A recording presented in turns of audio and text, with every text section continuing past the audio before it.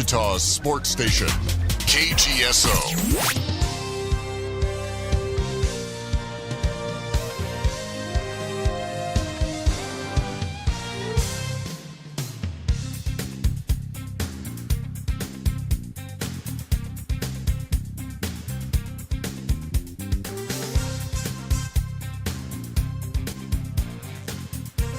Good morning. Welcome in to the game plan here on this Monday morning, right here on the Sports Leader KGSO, 1410 AM, 93.9 FM. That's how you find us on the radio. We're live streaming on the website, kgsoradio.com. Also, you can catch us on our app. You'll find that in the App Store at SC Wichita. And, of course, live streaming. Watch, listen, leave comments for the show. Up on multiple platforms, Facebook Live, YouTube, X, and Twitch TV. Doug Downs hanging out with you right now. Chuck, I think, is on his way. He'll be here shortly. I'm sure maybe too many fumes over the weekend from the dirt track cars. I don't know. Just couldn't get up and going early on a Monday. So he'll join the show here a little bit later on. You know the deal. I love it when you call the show. Want your phone calls. Listen, from a sports weekend, wasn't a ton of stuff that were going on. We're going to get into a lot of it today. UFC fight, yikes, that was ugly. Not worth staying up for. Well, if you did, you only had to stay up for about a minute 52 total for both the co-main and the main event. So I guess it got over quick. Tried to watch a little NASCAR. Rain comes and rains out Atlanta last night. The Royals get swept. I mean, that's kind of your stories that you have here on this Monday morning. So to the phones we go. Good morning. Welcome to the show. Good morning, Doug. This is Corey. Corey, how you doing? Sir? Doing good. I think the hottest team in Major League Baseball would be Red Sox right now. You think? They won 9 in a row.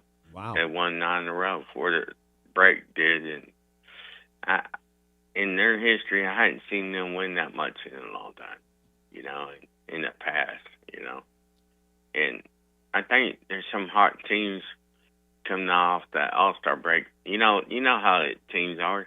When they come off the All-Star break, they just pop off every year, and everything. This past year, this really shocks me.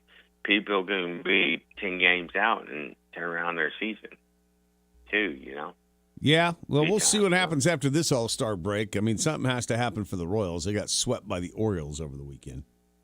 Yeah, McGregor, he's Irish like I am. Yeah. And, he can fight if he can. Yeah, can he, though? Can he? I mean, this is twice now. I don't know. This is twice. But I think he just needs to step down and do something different if he can't win, and everything. Yeah, I think Conor McGregor is probably one of the most overhyped, overrated fighters that we have in UFC. This year they had SC fighting at the White House, and it's just McGregor thinks he can still get behind that ring and fight, and once you just step down and let the young men do it these days, and everything. Yeah, just don't, you just need to step out and retire, big time, I think it's probably time. I mean, this is twice now in his last 2 fights that he's had a leg injury. Yeah. Everybody starts arriving this week for TBT. Yeah. Everybody's coming right up in into town. Yes, sir. Coming into town this week, and we start Aftershocks start playing next Monday. Everybody started arriving and everything. This is not Wichita people coming in this Wichita area. It's people coming out of the state, Doug, watching this. There'll be a few. There'll be a few of them show up here from New Mexico. Yeah, there's a lot of them that come from Oklahoma and Texas and back to the East Coast and the West Coast because a lot of people like it, and everything. You know what made me happy? Men's tournament coming back here. That's what made me happy. I was just hooting, man. You were hooting? You were out there hooting? Yeah, I'm like, yay, we got it again. Y'all get to do your show out there, and everything. Yeah, possibility. Big time. Possibility for sure. And what really shocked you this year in sports so far, Doug? This year. Oh boy, Corey, I don't know. I mean, there's always a lot. There's no doubt about it. Yeah. It's hard to tell Big what the time. biggest sports story has been so far this season. Oh yeah. What are we? 4 weeks from training camp, or is it 3 now in the NFL? They start reporting here like towards the end of this month. Yeah. Actually, just a few days between July 17th and the 25th. Now, I don't think a lot of teams go as early as the 17th. I think most of them are towards the back part of that. But, yeah, I mean, you get rookies in camp as early as the 17th. Looks like Carolina, Buffalo, Houston, Miami. There's quite a few teams that are going to have rookies in by the 21st. Everybody else is a little bit later on in the month. Well, look, San Francisco's in at the 18th. Seattle's in on the 17th. Yeah. Yeah, did you hear about Seattle? They're being sold. Yeah, it looks like one of the owners of the 49ers is going to pick them up. Oh, mercy.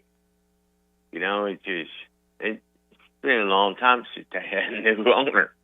It's been a long time, and everything. And I was just shocked when I was on local news. Oh, they brought that up. Like, are you joking me? It's been a long time. And this year when Buffalo plays, Doug, they'll play in their new stadium this year. They're right across the street from now. They will. And then it took them a while to get it done, too. I don't know when they're going to break ground on Kansas City Chiefs stadium, but you had to go through a lot of red tape when you're doing construction. And I don't know when they're going to start breaking ground on their stadiums because they're saying it's supposed to be done by 2031, and everything. Yeah, I think there's still some I's to be dotted and T's to be crossed. Yeah. Really this year, I think, we're 47 days from college football. I'm going to be up that morning, Doug. I think I'm going to go to bed early. It's Friday night and be up there. And last time I heard it was like 47 days left until college football season. Yeah. I'm ready for it. I'm ready to see what Klein can do this year. I really am. Let's see if there's any Kansas State games this year. I'm gonna sit and watch one, see what he can do. His first year, see how he can do it. Johnson and them all excited, hooped up, ready to get that pad on, and I'm guaranteed they're all excited this year, and watch them playing. August 29th. August 29th, Corey. That's the first games. Oh, yeah. Just lot. And then I call September Labor Day weekend football. 3rd or 4th until the Labor Day. Yep. Plays all the way up there. And Labor Day weekend. It starts on Thursday and goes all the way through, I believe, Monday night. Yeah, with a matchup between SMU and Florida State on Monday night. Yeah, North Carolina, we're all talking about North Carolina football. They go to Dublin this year to play TCU again. Week 0, August 29th at 11 o'clock. Yeah, I'm going to be up there. I'm going to be right here watching it. Be ready for it, huh? Oh, yeah, I said, well, they're going to play again one of these times. I didn't know this next year they're going to play again and everything, Doug, and big time. I want to say hi to everybody this morning and thank you, Doug, and everything. All right, Corey, thanks for the call. All right, appreciate bye-bye. it. All right, 522-1410 if you want to get in on the Maximum Outdoor Equipment hotlines. I welcome in your phone calls as I run solo here, at least for this first segment of the show, until Chuck gets in here. So love hearing from you and what your thoughts are from the weekend. It was really a ho-hum weekend when it comes to sports. It really was. I know a lot of you were maybe looking forward to the UFC fights. I was kind of looking forward to them, and then it just turned out to be a nothing. Good morning. Welcome to the show. Hello. Go ahead. Oh, morning, Doug. Hi, Dakota. Did you watch the UFC fight? Yeah, what there was of it. I mean, both of the main events lasted, just a little over 2 minutes? And I know Conor McGregor, he was not walking in the ring pretty good. Yeah, he only lasted 1:09. Man.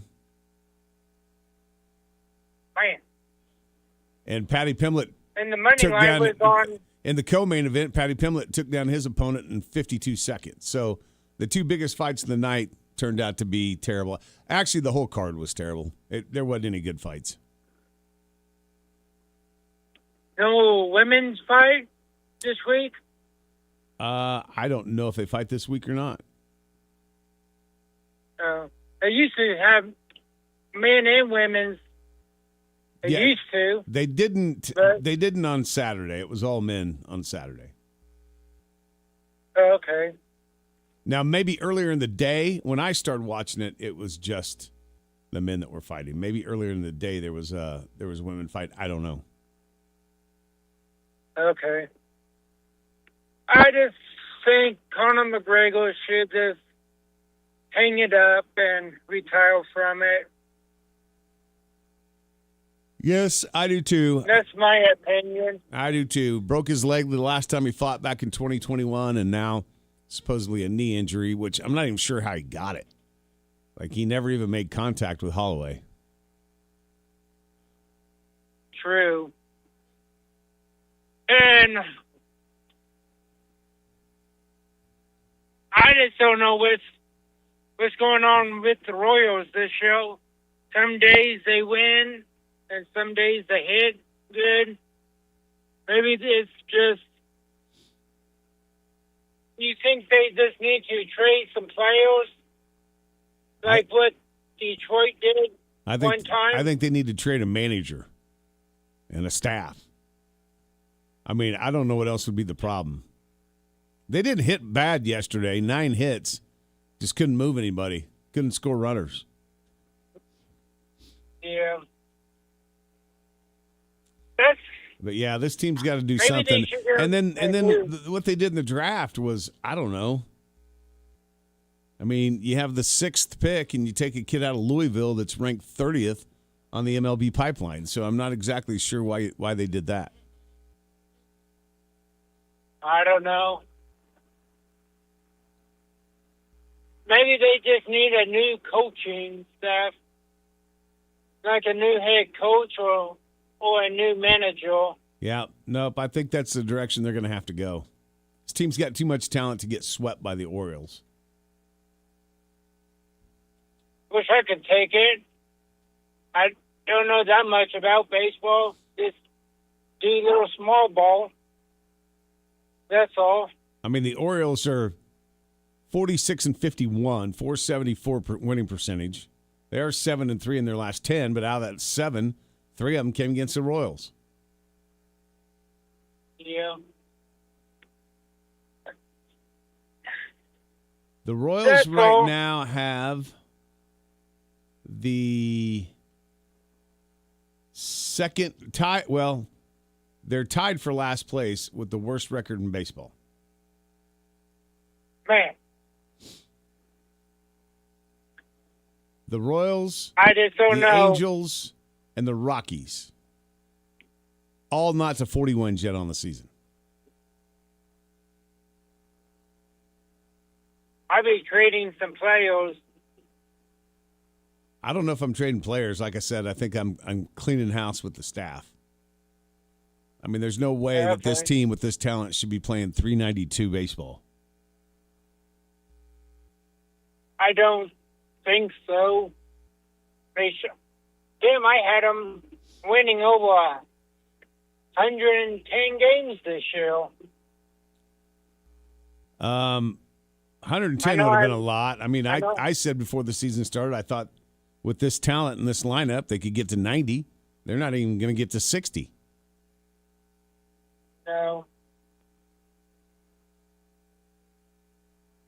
So, I'm just ready for college football and NFL. I think everybody right is. Everybody is, Dakota. That's kind of what we're all hanging out waiting for. Yeah. A little football to That's get all. going. All right, buddy. Appreciate the phone call.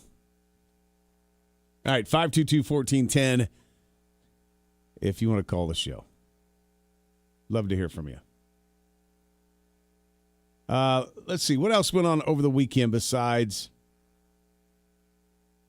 the Royals and losing 3 and the fights? I tried to watch some NASCAR last night, and then it got rain delayed.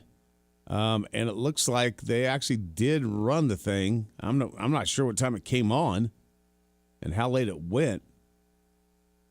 But the rain delay, and that when they start these races at night and then you get a rain delay, it's like you're done. Good morning. Welcome to the show. Yeah, the rain delay.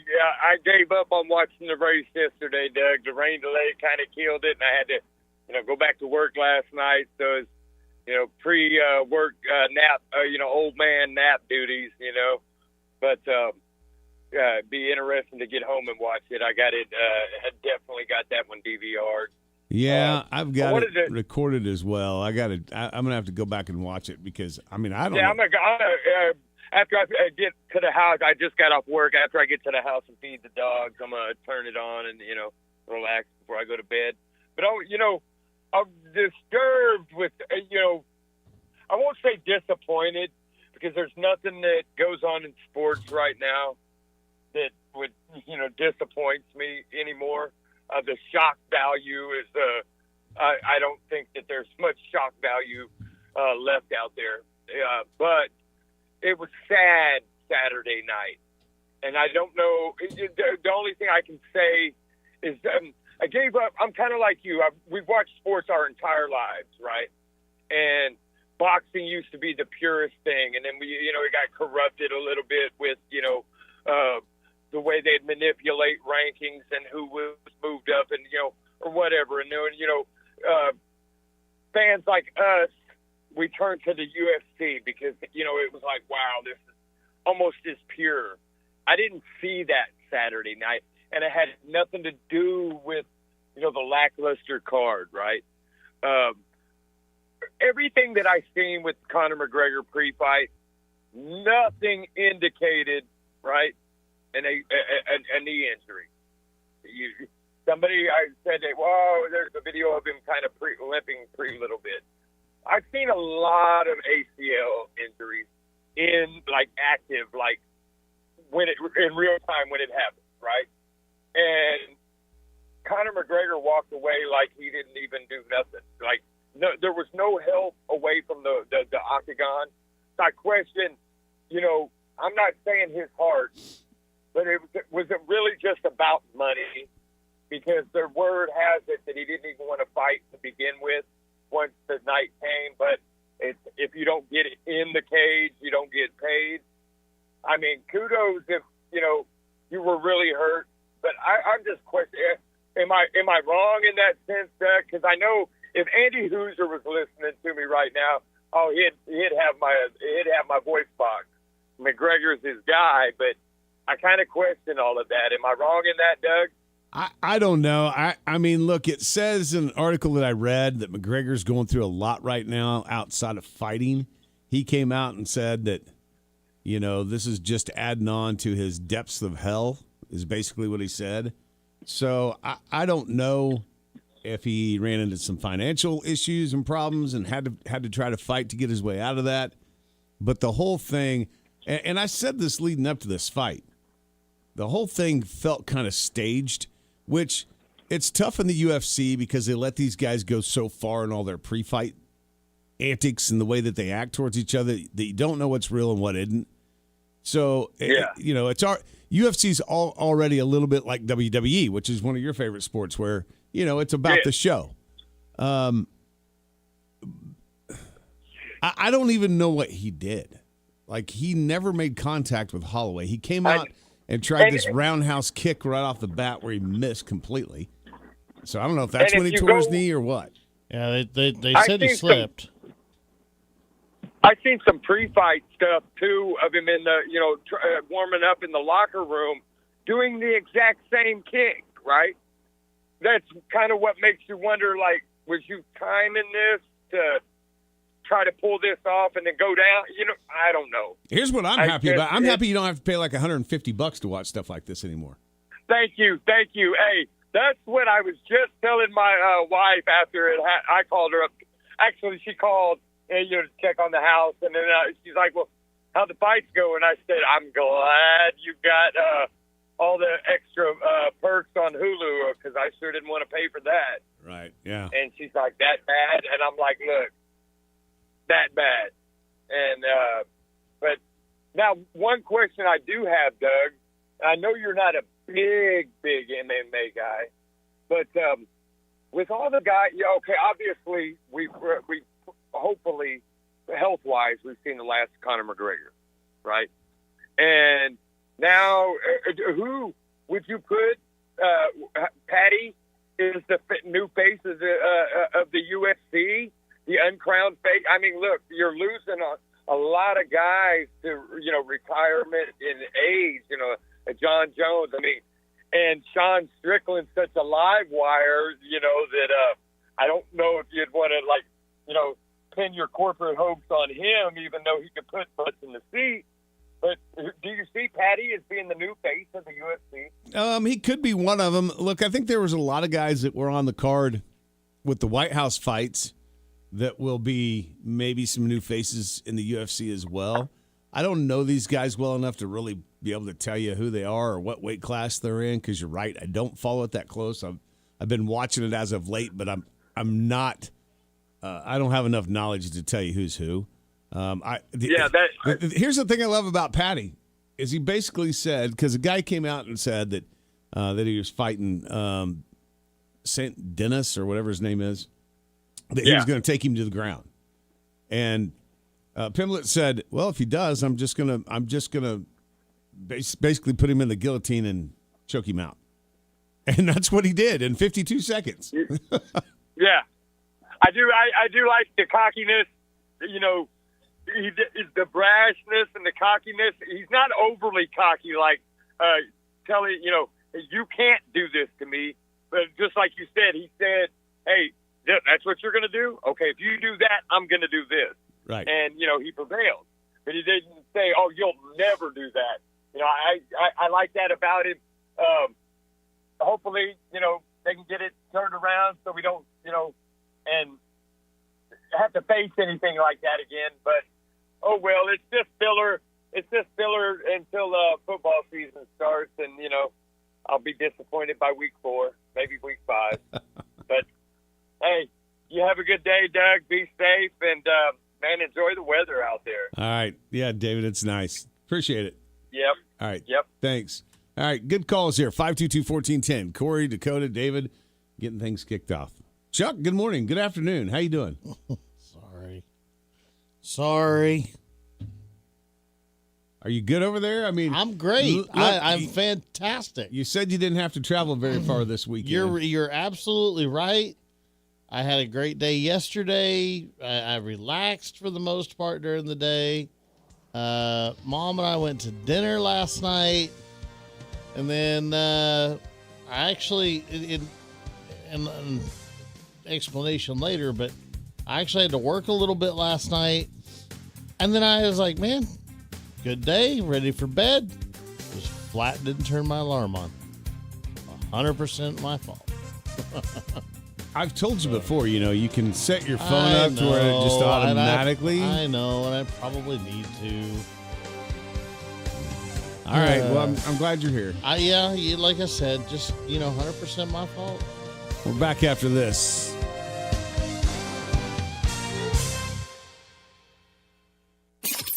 Call the game plan now on the Maximum Outdoor Equipment phone lines at 522-1410. The game plan.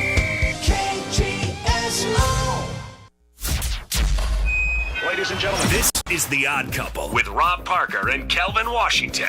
and it is Jason Tatum and friends. What kind of pressure's on him right now in B-Town? I think just the normal pressures that he's always had. Even when he didn't win the Finals MVP, if you want to just be honest, go look at the numbers. Who led in every statistical category? It was Jason Tatum. This is The Odd Couple with Rob Parker and Kelvin Washington. Evenings on KGSO. And find KGSO on the SC Wichita app.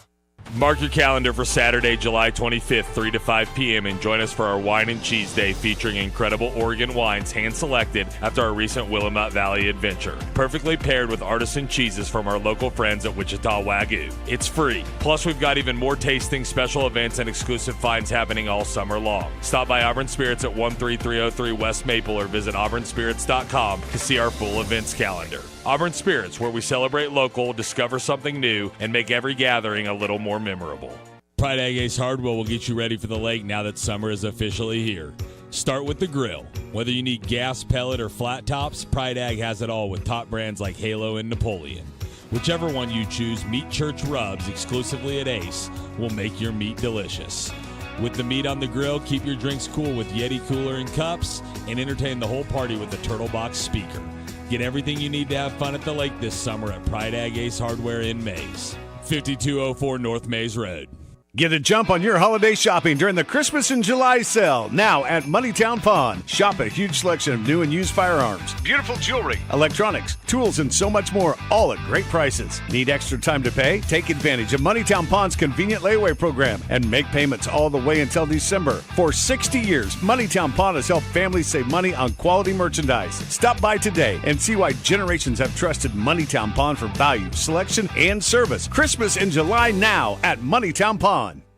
Burwell Construction has been a trusted name in the roofing business as a local company. Whether you're still trying to get a new roof from storms or have general wear and tear, call Burwell Construction at 316-794-3430. Burwell Construction will evaluate your roof and work with you from start to finish, even help with any insurance claims. Join the thousands of others and trust your next roof to Burwell Construction. 316-794-3430 or burwellconstruction.com. It's Burwell, it's Burwell.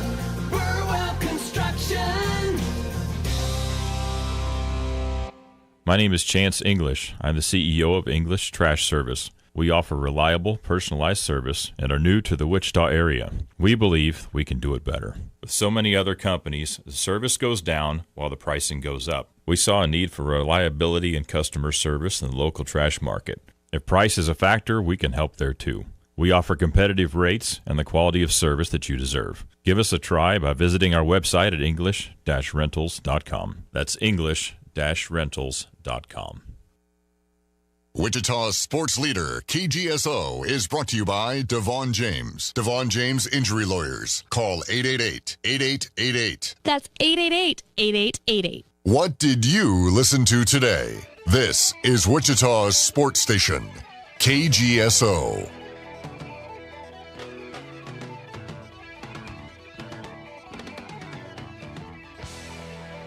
Five two two 1410, our Maximum Outdoor Equipment hotlines. Love all the calls to kick off the show. Let's keep that rolling right through the hour, right through the day. We're here until 9 o'clock this morning. So whatever's on your mind, we'd love to hear from you. It's one of those times of years in sports where you're trying to find a few things here and there. I know you're a bigger MLB guy than I am. Do you pay attention to the draft at all with over, 600 guys getting drafted in the MLB? I hate to say it, but I don't. Not because I'm not interested, but there's too many names and too much to know. Like unless you're a baseball guy through and through 150%, that's all you follow, like it's your job or your living type deal. To me, it's just too much. Too much information, too many guys to know. I hate to say it, as much as I, watch some of the College World Series and stuff like that. Like, I couldn't even tell you some of the top college prospects that probably got drafted.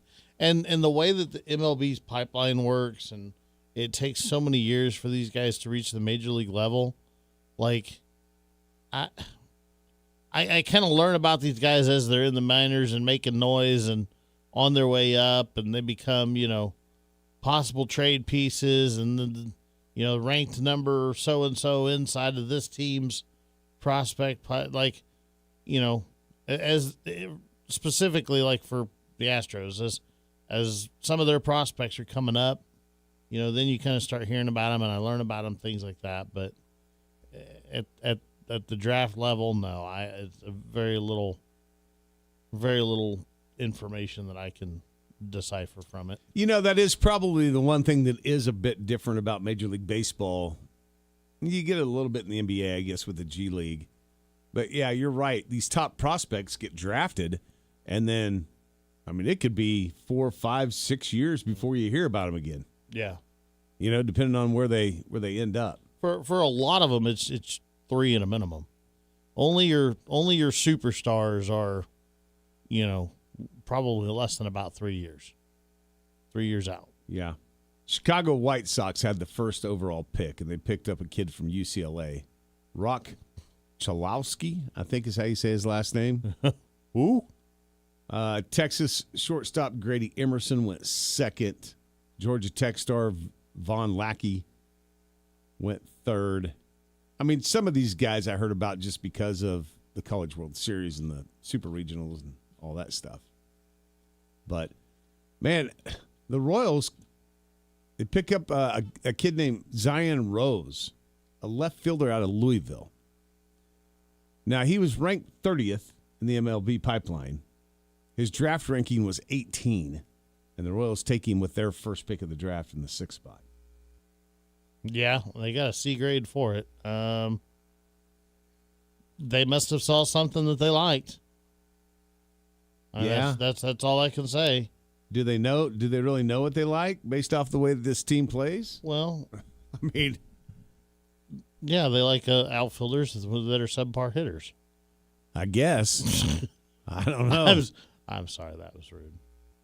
No, it's factual.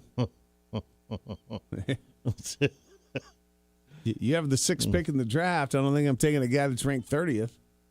But I don't know. Maybe that's just me. Okay, you made some history. They had 3 players go in some of the top rounds to the draft, which is kind of cool. Yeah. Jayhawks with continued success in baseball. So we'll see how it all works out. Home run derby tonight. Are you interested at all? Who ended up filling out the field? I don't even know. I haven't even looked it up. Don't know. Well, I think that right there just shows how much you and I are both interested. It's on Netflix tonight, by the way. Yes. Another streaming service I want to buy. Not. It looks like really outside of Cags and Bryce Harper. Nobody? No. There's guys on here. But okay, nobody we readily recognize. Unless it's unless it's a player on a team you specifically like. There's no Shohei Ohtani or anything like that on this list. Well, let's looking for the big stars. Let's just pretend we're interested and let's talk about it. All right. Okay. Got Bryce Harper, Kyle Schwarber. Yeah. Junior Caminero, we were talking about him the other day. He's near the tops of the league in home run numbers. Ben Rice from the New York Yankees. Wilson Contreras, that's a name I know.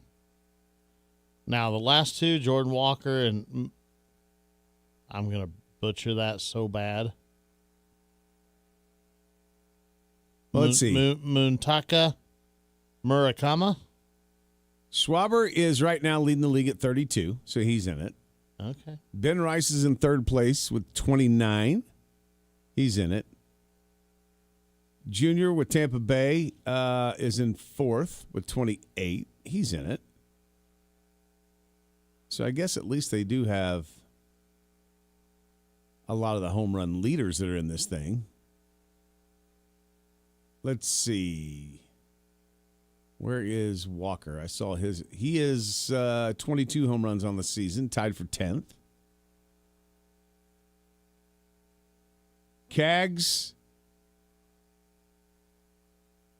He's down the list here, isn't he? Oh, yeah. Bryce Harper, 20 home runs on the season. I thought Keggs had more than that. Let me guess, he's still single digits? He must be. Yeah. I thought he had 10 or 12. I think he's just recently turned it on after some early season struggles. He's the guy that got in because some of the big... here we go. He's got 15. Oh, all right. Well, yeah. I knew he was in double digits. Still, he's the guy that got in, and I hate to say this, Royals fans, don't grill me, but he's the young prospect that got in because some of the other bigger superstars turned it down. That's partly part of the reason. I think he's also a good young talent that MLB wants to try to feature. That's what I'm saying. Yeah, he's a young upcoming. I guess I shouldn't say prospect. He's a young rising star with a lot of big bat potential going forward in his career. That MLB wants to feature him, and enough other players probably turned the spot down that they invited Caglione, and he said yes. I mean, he leads the team right now in home runs. Well, on a team hitting 392, or not hitting. Well, not hitting 392. They're playing 392. Well, yeah. You know they are tied for the worst record in baseball? Yeah. Isn't that sad?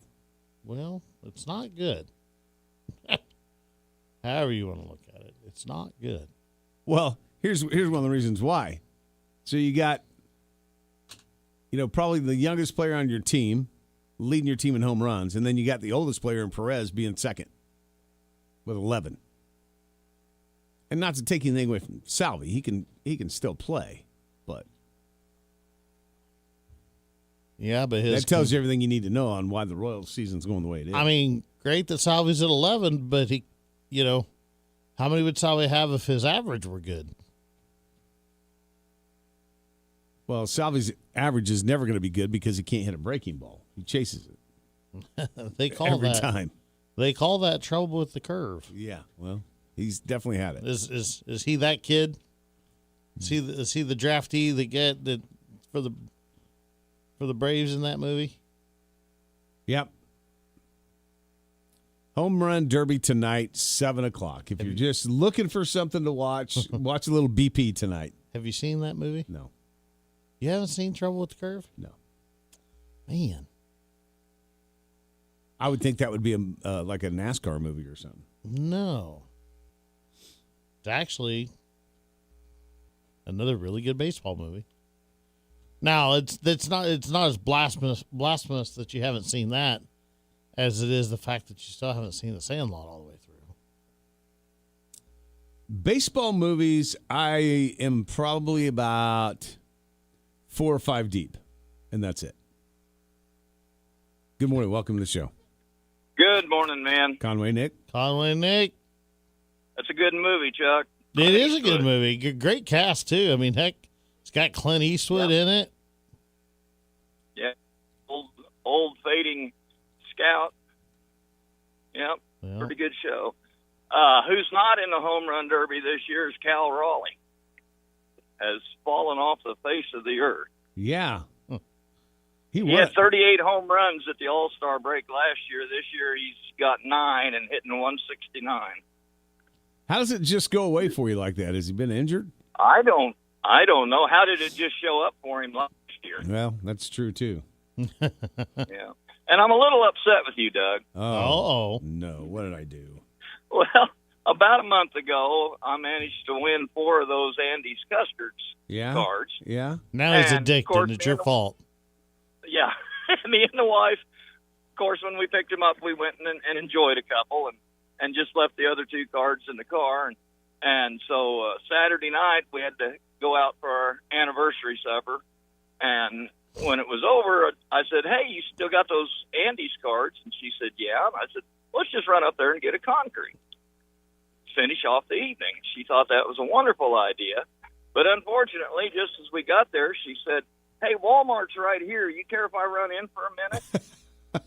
And $65 later, we walked out of Walmart to go get our concrete. Well, so I really appreciate that. I'm not sure how this all ties back to me, but I get it. I don't know. I had to blame somebody. Hey, It couldn't look. have been my fault. You should just be fortunate that you got out of Walmart for just $65. Well, that's true too. Usually it's $165 for 4 bags. Yeah, I know. But the custards did make it almost worth it. All right, So good. It was fine. Yeah. So you must have went to the one on the west side then. Yes. Well, yeah, they're on their way back to Conway Springs. That's the one we frequent. Yeah, but no, she got chopped almonds on hers, and I had butterscotch because I'm not very sweet, and I need all the help I can get. I have a very important question that you guys, one of the two, you might know about Andy's. I gotta figure this out. Okay. Does Andy's have frozen yogurt by chance? I don't know. I gotta find that out. It's a very important question. I mean, I don't know. Okay. I don't either. It's not when I'm in the drive-through line at Andy's. Yogurt is not on my mind. No, they call it frozen yogurt. It's kind of still. It tastes like an ice cream, but it's healthier, and it's right now. If I'm trying to be good, it's every once in a blue moon is what I can have. Little peanut butter cup, the only thing frozen custard is all I'm thinking about. I know. The only thing that mattered to me was that it tasted pretty good. Well, yeah. Devin says Doc Green's has it. Okay. Really? So there Hey, you go. I stopped at Doc Green's the other day. Yeah? Man, I'll tell you what. Check this out, Doug. The salad that I had there the other day. You took a picture of it? Yeah, because I was impressed. Wow. Oh, I think Nick was done calling with us. Nick. Sorry, Nick. He was done with us. It's like, I ain't going to look at pictures of your salad. Yeah, I went to Doc Green's the other day. Had a. You can show me during the break. I'm trying to find it. It was massive. I was highly impressed. I don't know that I've ever taken a picture of my food. Listen, it's because of I'm trying to track stuff, and this app is helping me. All right. Final segment in the hour. Call the show. Be a part of it. 522-1410.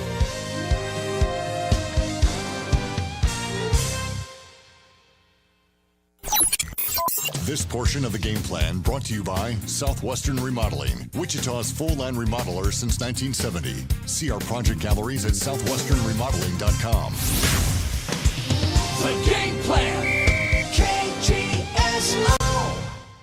This is Stu Gatz and Company live. The audience wants this. You're listening to Stu Gatz and Company live. Izzy, I am so confused. The United States appears to finally be good at soccer, and I have no idea what the Celtics were thinking by trading Jaylen Brown to a team they just lost to and making the Sixers a better team than the Boston Celtics. So confused. Stu Gatz and Company live. Weekdays at 2 p.m. on KGSO and on the SC Wichita app.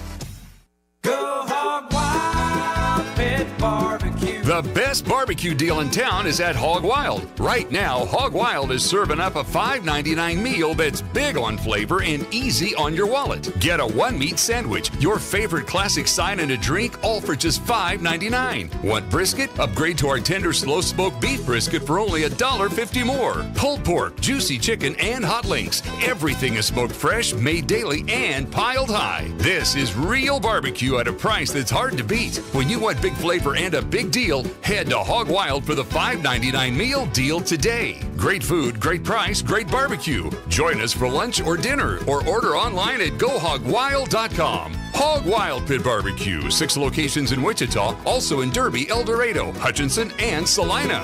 Go Hog Wild Pit Barbecue. Hog Wild, get some for you. But don't be late, we close at 8. Even the finest jewelry needs repairs sometimes, and Wichita's first choice for full-service jewelry repair is Jewelry Savers. Whether you need ring sizing, stone setting, soldering, or shank repair, Jewelry Savers does it, along with lobster clasps, prong retipping, pearl restringing, chain shortened or lengthened, watch repair, watch batteries, watch bands, engraving, cleaning, polishing, even appraisals. Trust Jewelry Savers by Cabela's at K96 in Greenwich. Jewelry Savers, we don't want $1 million, just a million friends. For over 55 years and 2 generations, the Southwestern Remodeling Professionals have been providing homeowners in the Wichita area with a truly unique luxury remodeling experience. From the initial consultation through project design and production, our team provides concierge-style service with a true focus on the best quality products and professional installation. Are you ready to experience something truly different? Give us a call today at 263-1239 or visit southwesternremodeling.com. Are you looking for a better healthcare experience? Look no further. Kingman Healthcare Center is a full-service hospital and 24/7 emergency room with little to no wait times. Kingman Healthcare Center was recently named a Top 20 Critical Access Hospital by the Chartist Center for Rural Health. Top 20 in the entire nation. Come see for yourself what all the celebration is about. Exceptional care every time. To learn more, visit our website at kingmanhc.com. John Stugatz, afternoons on Wichita's sports station, KGSO. There'll be peace when you are done. Lay your weary head to rest. Don't you cry no more.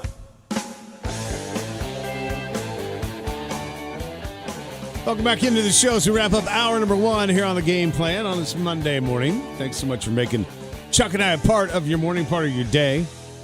Do appreciate all the phone calls. You can weigh in. Maximum Outdoor Equipment Hotlines at 522-1410. Call the show and be a part of it. Talking a little MLB baseball here with the draft, some of the things that have been going on around that over the weekend. It's crazy, man, because you see how big the NFL draft is. Yeah. And how many people it brings in. And even over the, 3 or 4 day period, there's still quite a few people that show up even in the later rounds of the NFL draft. The NBA draft, the lottery pick thing's kind of cool. After that, it becomes ho-hum. This thing came and went, and I honestly kind of forgot all about that it was even going on going into the weekend. Yeah. Like it just doesn't create the excitement. No, and again, I mean, I don't know that it's necessarily supposed to, or even if they try to make it, something somewhat like the NFL draft, it just, you're talking apples to oranges with the way that, how many players are involved, the length of time before they get to the major league level. I mean, I think that's part of the allure of the draft is these are kids that you're going to see on the NFL field 8 months from the draft, from the time they get drafted. Is it 8? When's the draft? In April? For what? From the time they get drafted to the time they play. For football? Yeah. Yeah.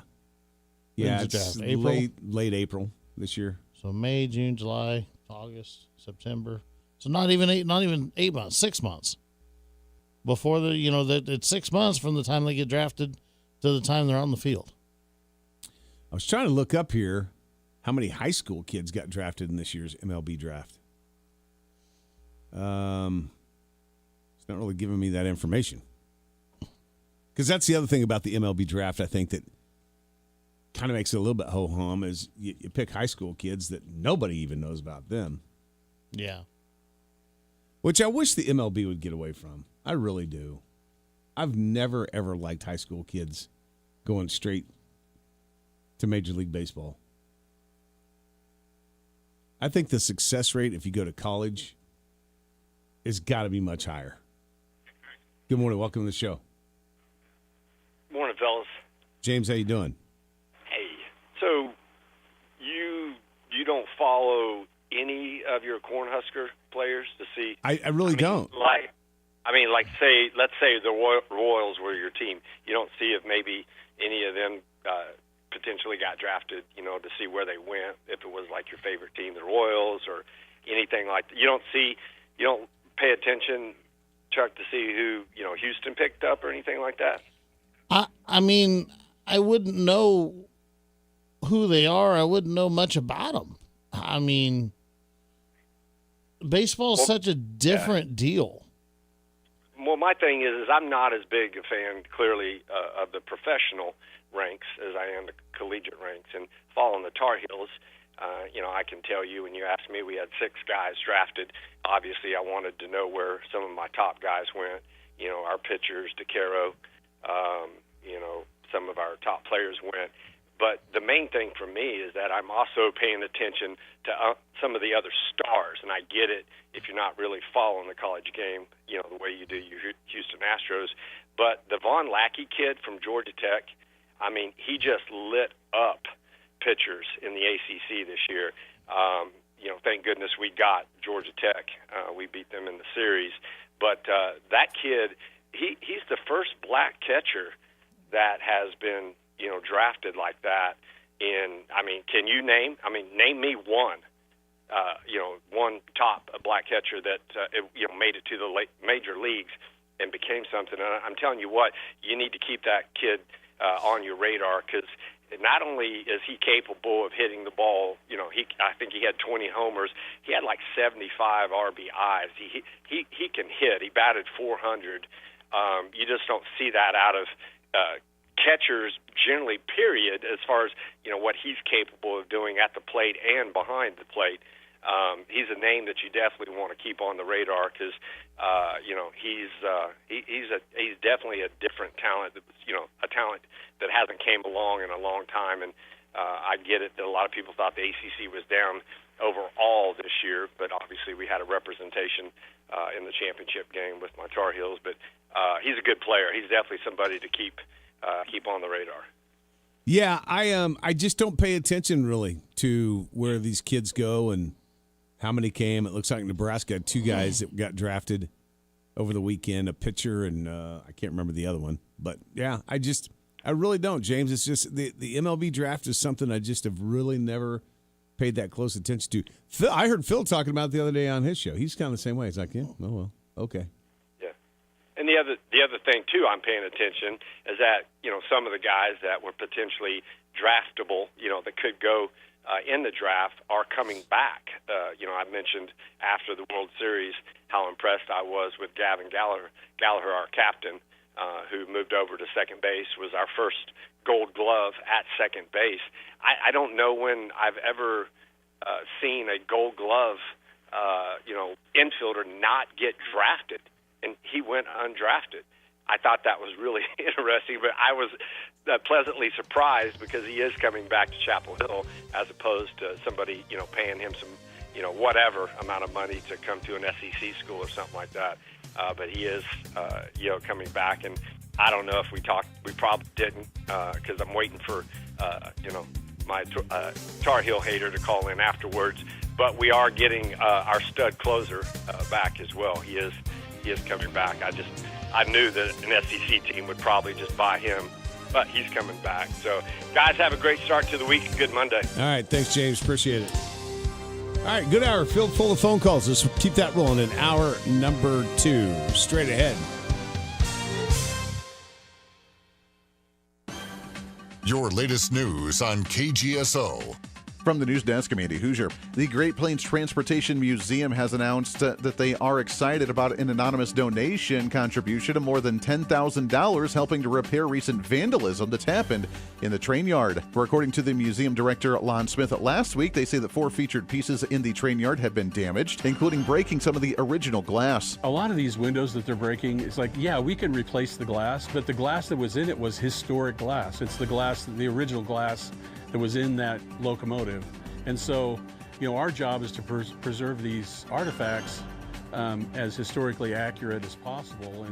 when you're breaking out the historic glass, it's a little hard to do that. In other news, the Kansas Department of Health and Environment has announced they are working close with the Center for Disease Control and Prevention after more than 22 people around the state of Kansas have contracted a parasite causing individuals to have explosive diarrhea. According to the CDC, 22 individuals in Kansas and more than 145 people around the nation have contracted the parasite. News on KGSO is brought to you by Phil's Coins, buying, selling, and trading coins, bullion, and jewelry. It's 9344 West Central and online at philscoins.com. 3 Kansas Jayhawk baseball players were drafted in the MLB over the weekend. The Detroit Tigers selected shortstop Tyson LeBlanc in the second round on Saturday. Then Sunday, Brady Ballinger and Mathis Norrell went in the 7th and 13th rounds of the draft. The 2026 draft marks the first time in school history that 3 Jayhawks were taken in the top 10 rounds of the MLB draft. Former KU basketball player LaGerald Vick has been charged with attempted murder. This is from an incident that happened over the July 4th weekend. He is on a $1.5 million bond. That's sports. I'm Doug Downs. Sports Report brought to you by Burwell Construction. Decks, pergolas, patio covers, roofing, siding, windows, guttering, and more. 316-794-3430. Or online at burwellconstruction.com. If you're like me and have to wake up early to go to work, there's no better stop than Mr. B's Daylight Donuts in downtown Goddard.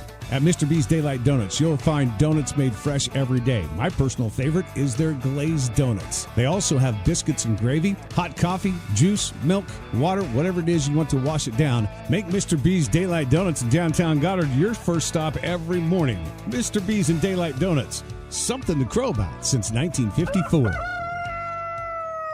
Fox Sports. Fox Kansas is Wichita's home for exciting live sports action. Tuesday, baseball's biggest stars meet in the 2026 MLB All-Star Game at 7. Then on Saturday, the FIFA World Cup Bronze Final takes center stage at 3 p.m. before baseball's biggest rivalry as the Dodgers battle the Yankees at 7. And on Sunday, catch summertime hoops as the basketball tournament alumni semifinal tips off at 1. Fox Sports. Fox Kansas. Channel 24. Cox Cable Channel 4. This is the Jason Smith Show. Check this out. Pay attention. With Mike Harmon. The home field advantage for the United States in this World Cup is immeasurable. This is an advantage that I can't believe I didn't take enough of this into account, that this was going to be such a big deal for the United States. You're listening to Jason Smith with Mike Harmon. Overnights with Jason Smith here on KGSO. Ag News from the Mid-America Ag Network. I'm James Guerin. Over in the livestock side, an intense wave of midsummer heat and climbing humidity is presenting a critical challenge for cattle operations across the Central Plains. With regional temperatures steadily pushing well above seasonal norms, experts from K-State Research and Extension are reminding producers that mitigating heat stress is now a matter of immediate herd safety. Because cattle struggle to dissipate heat when overnight temperatures stay above 70 degrees, implementing strict mitigation protocols is vital. This means modifying feed deliveries to the cooler evening hours to reduce digestive heat, and checking that stock tank water flow rates can sustain 1.5 gallons per hour per head. K-State Beef Extension veterinarian AJ Tarpoff reminds producers how to keep their cattle cooler during the rising temperatures. When we look at kind of mitigation of heat stress, we can start very simply. Feed and water, right? The most essential nutrients of life. We can't forget about the basics. Number one, water. Water needs do increase exponentially whenever that temperature starts to spike. So during heat stress scenarios, those animals need access and higher quantity of good, cool, clean water. So the water is number one. Feed. We've done some research here, this past summer at the Beef Stocker Unit here at K-State, looking at changing the feeding time, where, theoretically, if we start to feed cattle later into the evening hours, the heat of digestion occurs in the overnight hours and does not capitalize during the heat of the day. So we're not building up some of those stressors all at the same time. So we can spread them out over numerous hours where it's not as stressful and they don't get the full heat load all at the same time. And what we found is, yes, there is some functionality that when we're feeding into the later afternoon hours, those cattle consume that feed in the overnight hours. They have their peak heat of digestion overnight, so it does not happen at the same time during the heat of the day. Ag News from the Mid-America Ag Network. clear and mild morning in and around Wichita to start off your work week. We're looking for highs this afternoon up near 90 degrees. Wind will be out of the east at about 6 to 12 with lots and lots of sunshine. Overnight tonight, we're mostly starry. Lows dropping to 68 by morning. For your day on Tuesday, mostly sunny. Temperatures warming back to that 90-degree mark. I'm Cake meteorologist Frank Wall with your forecast. At 7 o'clock, it's currently 88 degrees. This is Wichita's sports station, K230BY, 93.9 FM, 1410 AM, and 99.7 HD3. Broadcasting live from the KGSO studios in West Wichita. This is The Game Plan on Wichita's sports station, KGSO.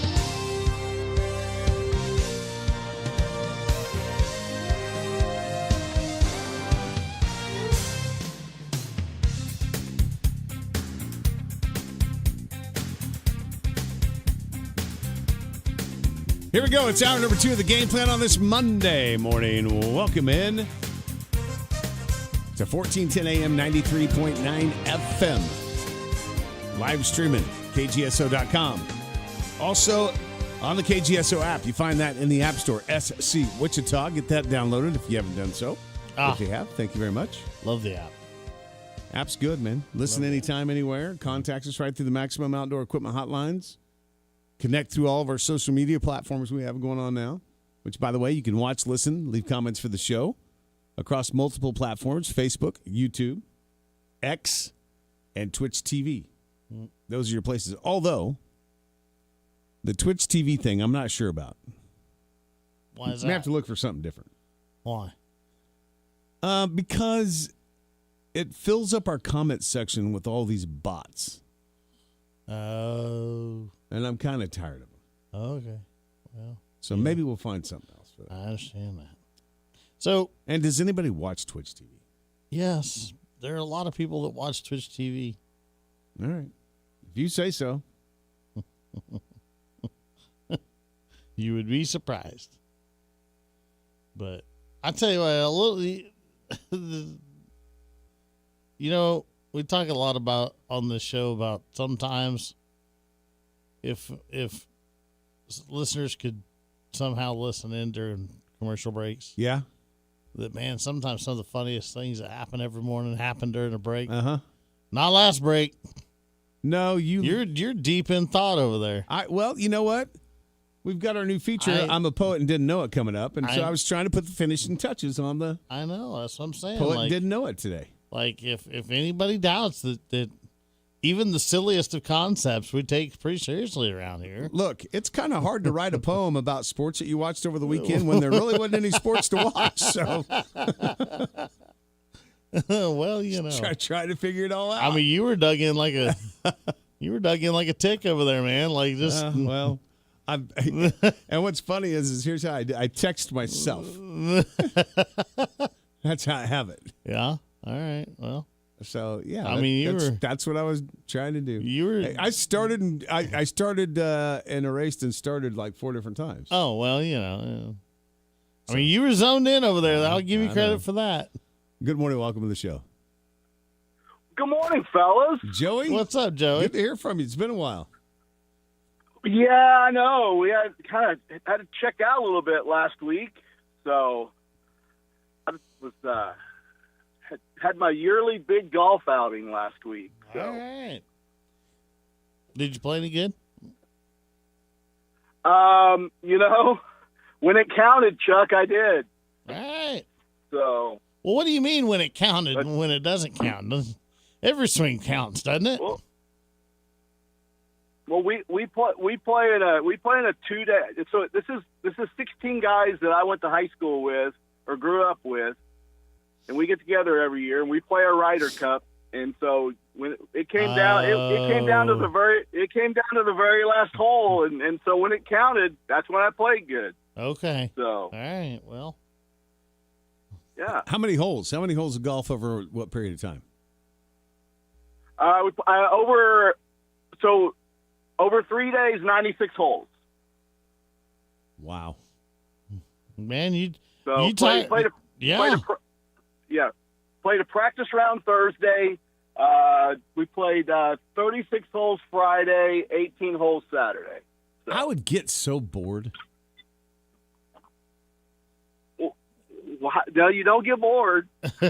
No, I would. I would get. This is the part of the problem with me with golf. Is like after about hole 10, I kind of start losing interest.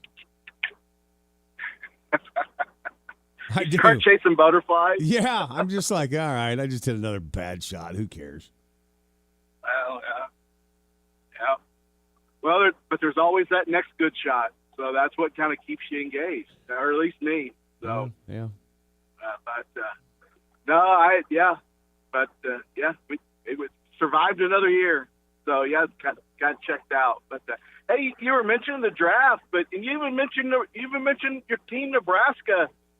But local kid, Eisenhower kid, Ty Horn from Nebraska gets drafted. Yeah, he got drafted. Yep, and the kid. Oh man, Tyler sent it to me. Gosh dog it, I can't believe his name's escaping me right now. Bishop Carroll. Yeah, Bishop Carroll kid. Yeah. I can't. His name slipped my mind right there too. I think he got drafted as well. So, kind of the Eisenhower kid pretty high, I think.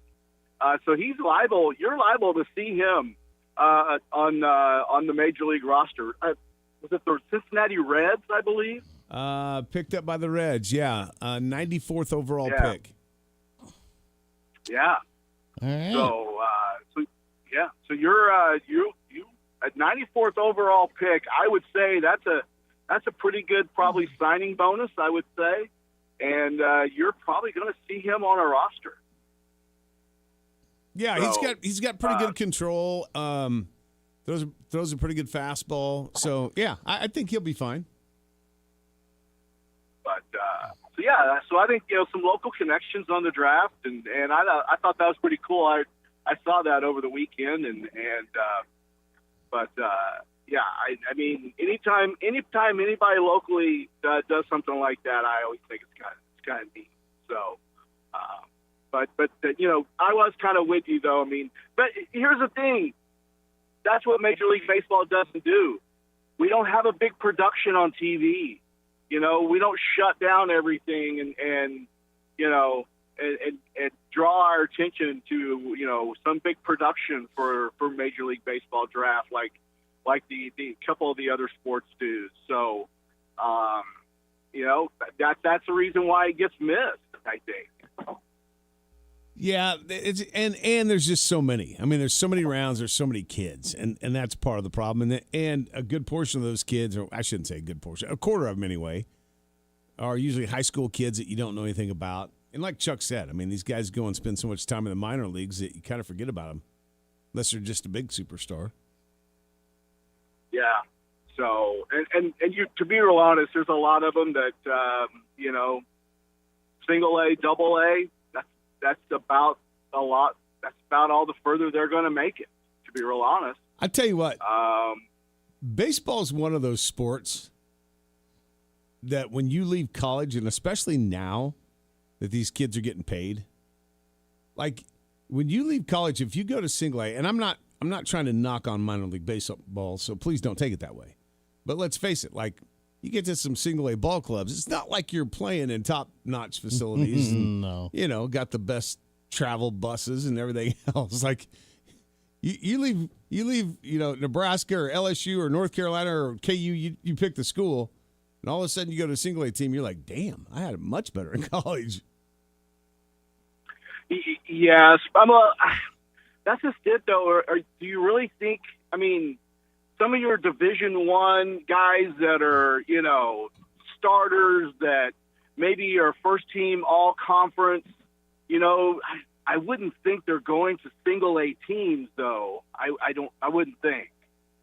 I would think they're getting drafted high enough that they're at least going double A, if not triple A teams. I think it depends, Joey. I think with baseball, I think it just depends on, like, what does the big league team need? That's their first kind of goal in mind. And then where do we place them? Because like, you look at the Wind Surge this year, okay? It's no secret that they are not having a good season. Like, they're just not really having a great season. But I think a lot of that has to do with the fact that the Minnesota Twins, they're a pretty good franchise at developing players. And so they're moving these guys around based off of what the big league team needs. And so you don't always have the most experienced talent here, even at the AA level. Yeah, no, I agree. And, but yeah, I don't know. Like I say, if I'm at a Power 4 or Power 5 school and you're a first team or second team all conference baseball player and you got drafted, I would just hope, even if you're an outfielder, I would hope you're not going to single A ball. I don't know. I mean, to be real honest, you'd probably be better off selling insurance. To be real honest, I mean, you probably make more money. So you'd really have to love playing baseball. Obviously, you make more money playing baseball in college than you would maybe a single A. I don't know. Well, look, I think the prime example is Von Lackey, who was the number 3 overall pick. He got drafted by the Twins. You know, is this a kid that's going to end up here in Wichita right off the bat? Oh, I would think so. Don't you? I mean, I think he's good enough to be right into AA. But, you know, again, based off of the way he hits and how good he is behind the plate, Chuck never gives me warnings before the sneeze. I mean, he could be in AAA. Do you guys have a petting zoo in the studio there or something? I'm not sure. Yeah, it's called a Chuck. What? Pat him on the head. What? I mean, for what you're paying the guy, you've got to bring him there, don't you? I mean, his signing bonus has to be 7 figures, right? Number 1 overall pick for your club. Yeah, I mean, I don't know what their signing bonuses are now. I would imagine they've went up since NIL. So I would think it's got to be 7 figures. Who knows what? I don't know what you're going to be paying, salary wise, but still, signing bonus is going to be big. You think your landing spot's got to be AA. Now, if he doesn't perform, yes, maybe a stint at single A or something like that, or if he gets injured, obviously, yes. But I think your starting point's got to be AA for your number 1 draft. Twins took back-to-back catchers in the first round and the second round. It's kind of crazy. That's crazy. Yeah. I mean, the Twins, they just don't have that solid of a pitching staff, do they? Well, they picked up a couple of right-handed pitchers too, but it's just their first 2 picks were catchers. Well, if they don't, if they don't have any catchers in the pipeline, maybe picking up a couple is the right thing to do. Hopefully, one of the 2 of them pans out. Well, I think we're probably gonna see Lackey here in Wichita then, because he was their top pick. That's cool. Yeah. Yeah, I mean, yes, I would think so. But wow, I didn't realize. But I mean, this is the baseball is the age of the pitcher right now, and load up in that bullpen, because we're going to throw 8 or 9 of them every night. To take catchers, that's kind of crazy. But I don't know. We'll see. But no, I mean, yeah, if you're a first round draft pick, if you're not going straight to AA baseball, I don't know. That'd be kind of crazy to me. I mean, to me, some of these guys, your first round draft picks are, I mean, what did Skeens, when he was picked, he went straight to the majors, right? I don't think he may have made a AAA debut, maybe, but I thought he went straight to the majors. No, I think he spent about 3 weeks, maybe a month in AAA, and then they moved him up. Yeah, look, I'd have to go back and look. I think so. Yeah. But he's also a guy that, throws high 90s. Like, there's not a lot of these guys that they're getting off the bat that do that. Well, and I mean, he's a 20-some-year-old. Right. He was, I think, senior, he was pretty established pitcher. So, Yeah, your Yankees look like they've kind of turned it back around. 6-4 in their last 10. Is Judge back? You know, I really haven't watched much sports in the last week. It's been a busy with my golf schedule and my household schedule. It's been a busy week, and so I haven't even opened up a sporting app, I don't think, in the last week. Wow. So I gotta get back. I gotta get busy. He is still on the injured list. So no, he is not back. Yeah, that's not good. Maybe they That's saw the Red Sox were surging behind him 9-1 in their last 10, and they're like, "Oh, we better get it together." Yeah. So, well, maybe they try. Maybe they figured something out with the lineup or something. So who knows? You can't lose them all. So, well, some teams can, but hopefully. Did anybody tell the Royals that? Yeah. Well, I didn't want to say anything, but it's kind of it seems like that's their track record right now. So, but which is kind of sad because, when you've got a team that's got the talent, I don't know, but when you get those 1 or 2 injuries early like they did, and then you get on that, you kind of get on that streak of losing, and then here you go, and it's hard to get back. So. I don't know. You got maybe there's some teams that just can't wait to get to the All-Star break. It seems like. Well, they're there. They are there. Yes, they are. So, but all right, fellas. Well, hey, I was surprised. So no Stan today, huh? Oh, you know what? We totally forgot to call Stan. Oh, geez. I got so wrapped up in my poet and didn't know it during the break that I totally forgot to call Stan. That's twice in the last 3 weeks. Yeah, we're going to call him in the next break and see if he's available. Ooh. Man, I should have said something a little earlier. And Stan he never texts me or anything if we forget. You used to take a little summer break. I didn't know. That was with Wyatt because Wyatt used to, Wyatt actually used to take more time off in the summer than he does now, and he would go out on a road trip. So we used to take a little break with Wyatt, but no, Stan's usually been pretty consistent. So thanks for reminding me that I totally blew that and forgot. I was sorry. Stan's gonna make you quit. I'm a poet and didn't know it. I know.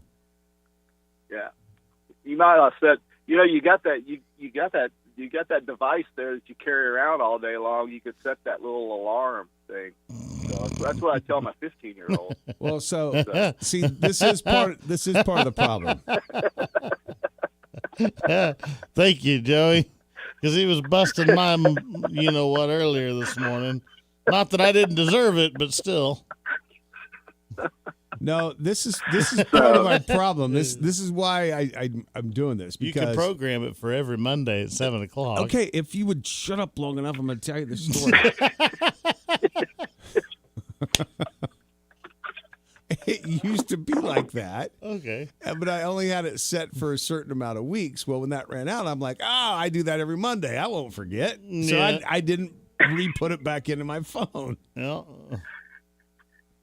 Doug, as we get more seasoned, we forget more.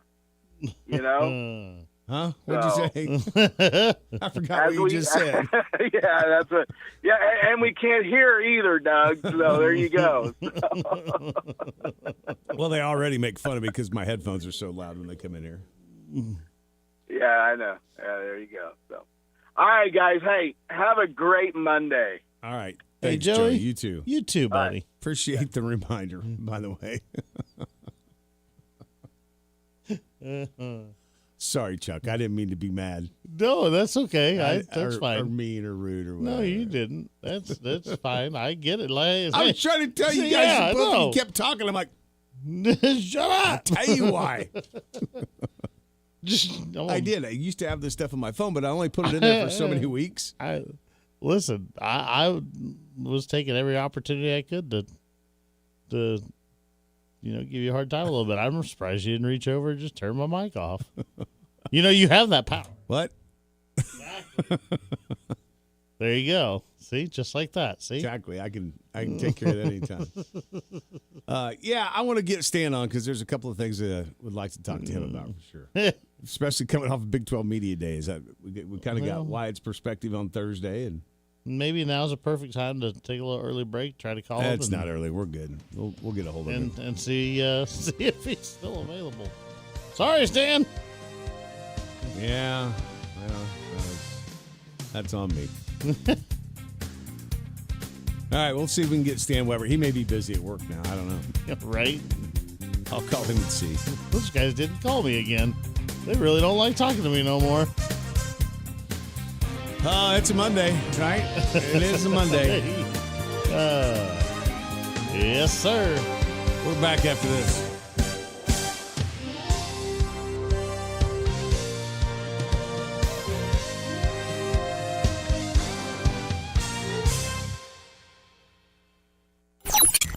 This segment of the game plan is brought to you by Moneytown Pawn on Oliver, just south of Pawnee. Tools, electronics, firearms, jewelry, and more. Find what you need at Moneytown Pawn.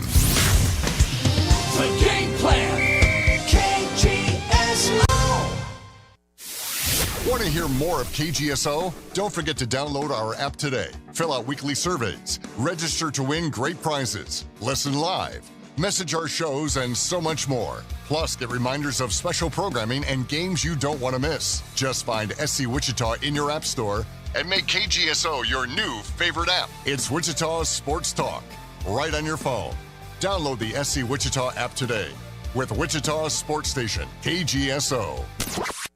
When it comes to maintaining a pool, it can cost you a lot of time and money. Don't fall for the gimmicks on the internet. Trust the experts at Good Pool and Spa, like Daniel. One thing I've really appreciated about the guys here at Good Pool is they've only suggested things that we need. They're not trying to upsell you on stuff necessarily. They're not trying to give you products that you may not need. They're very step by step. Skip the guesswork and trust the local experts at Good Pool and Spa. From chemicals and equipment to service and repairs. Good Pool and Spa, just west of West Street on Central. Go Hog Wild Pit Barbecue.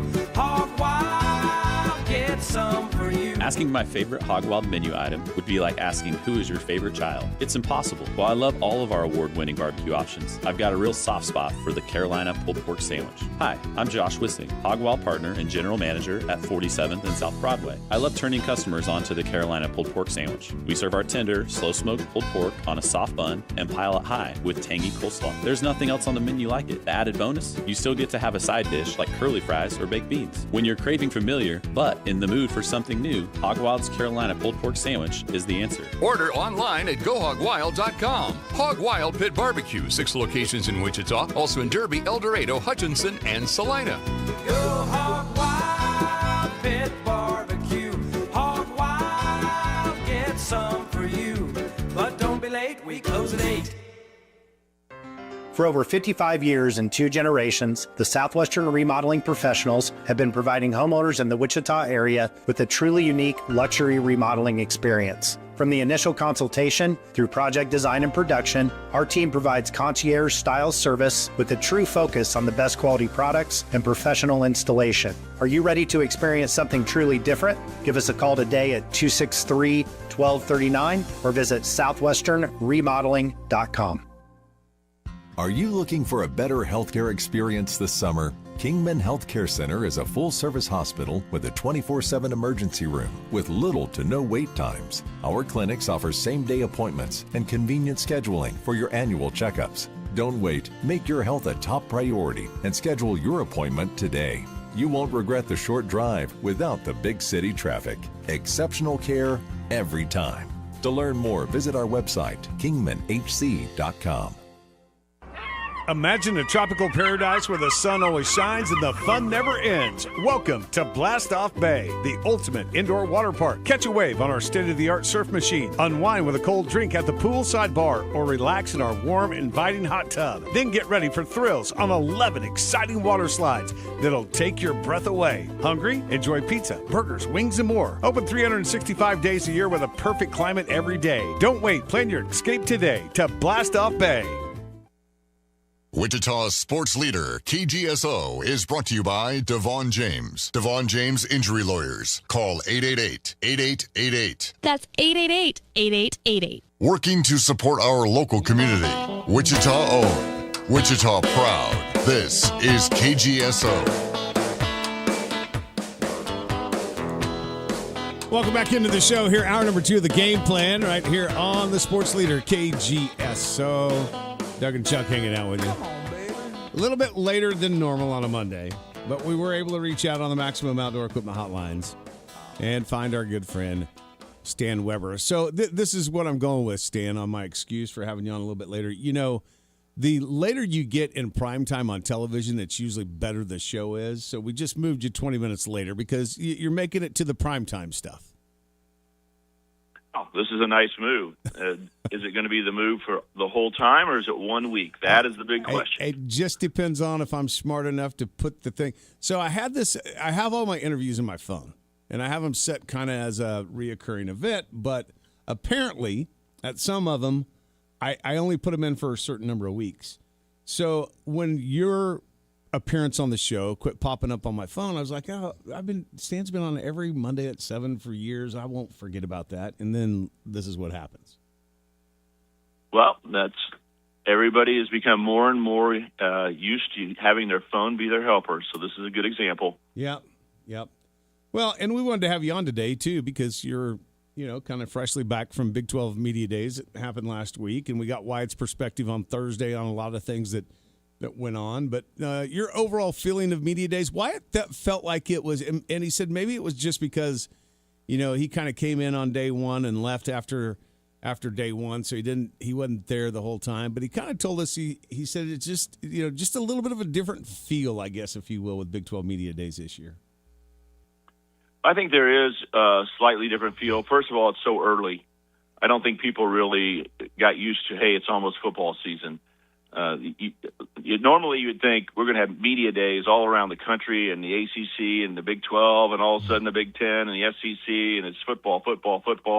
And here we go and training camp and all of that. And this one pops out like 4th of July and what? The Big 12 is doing football.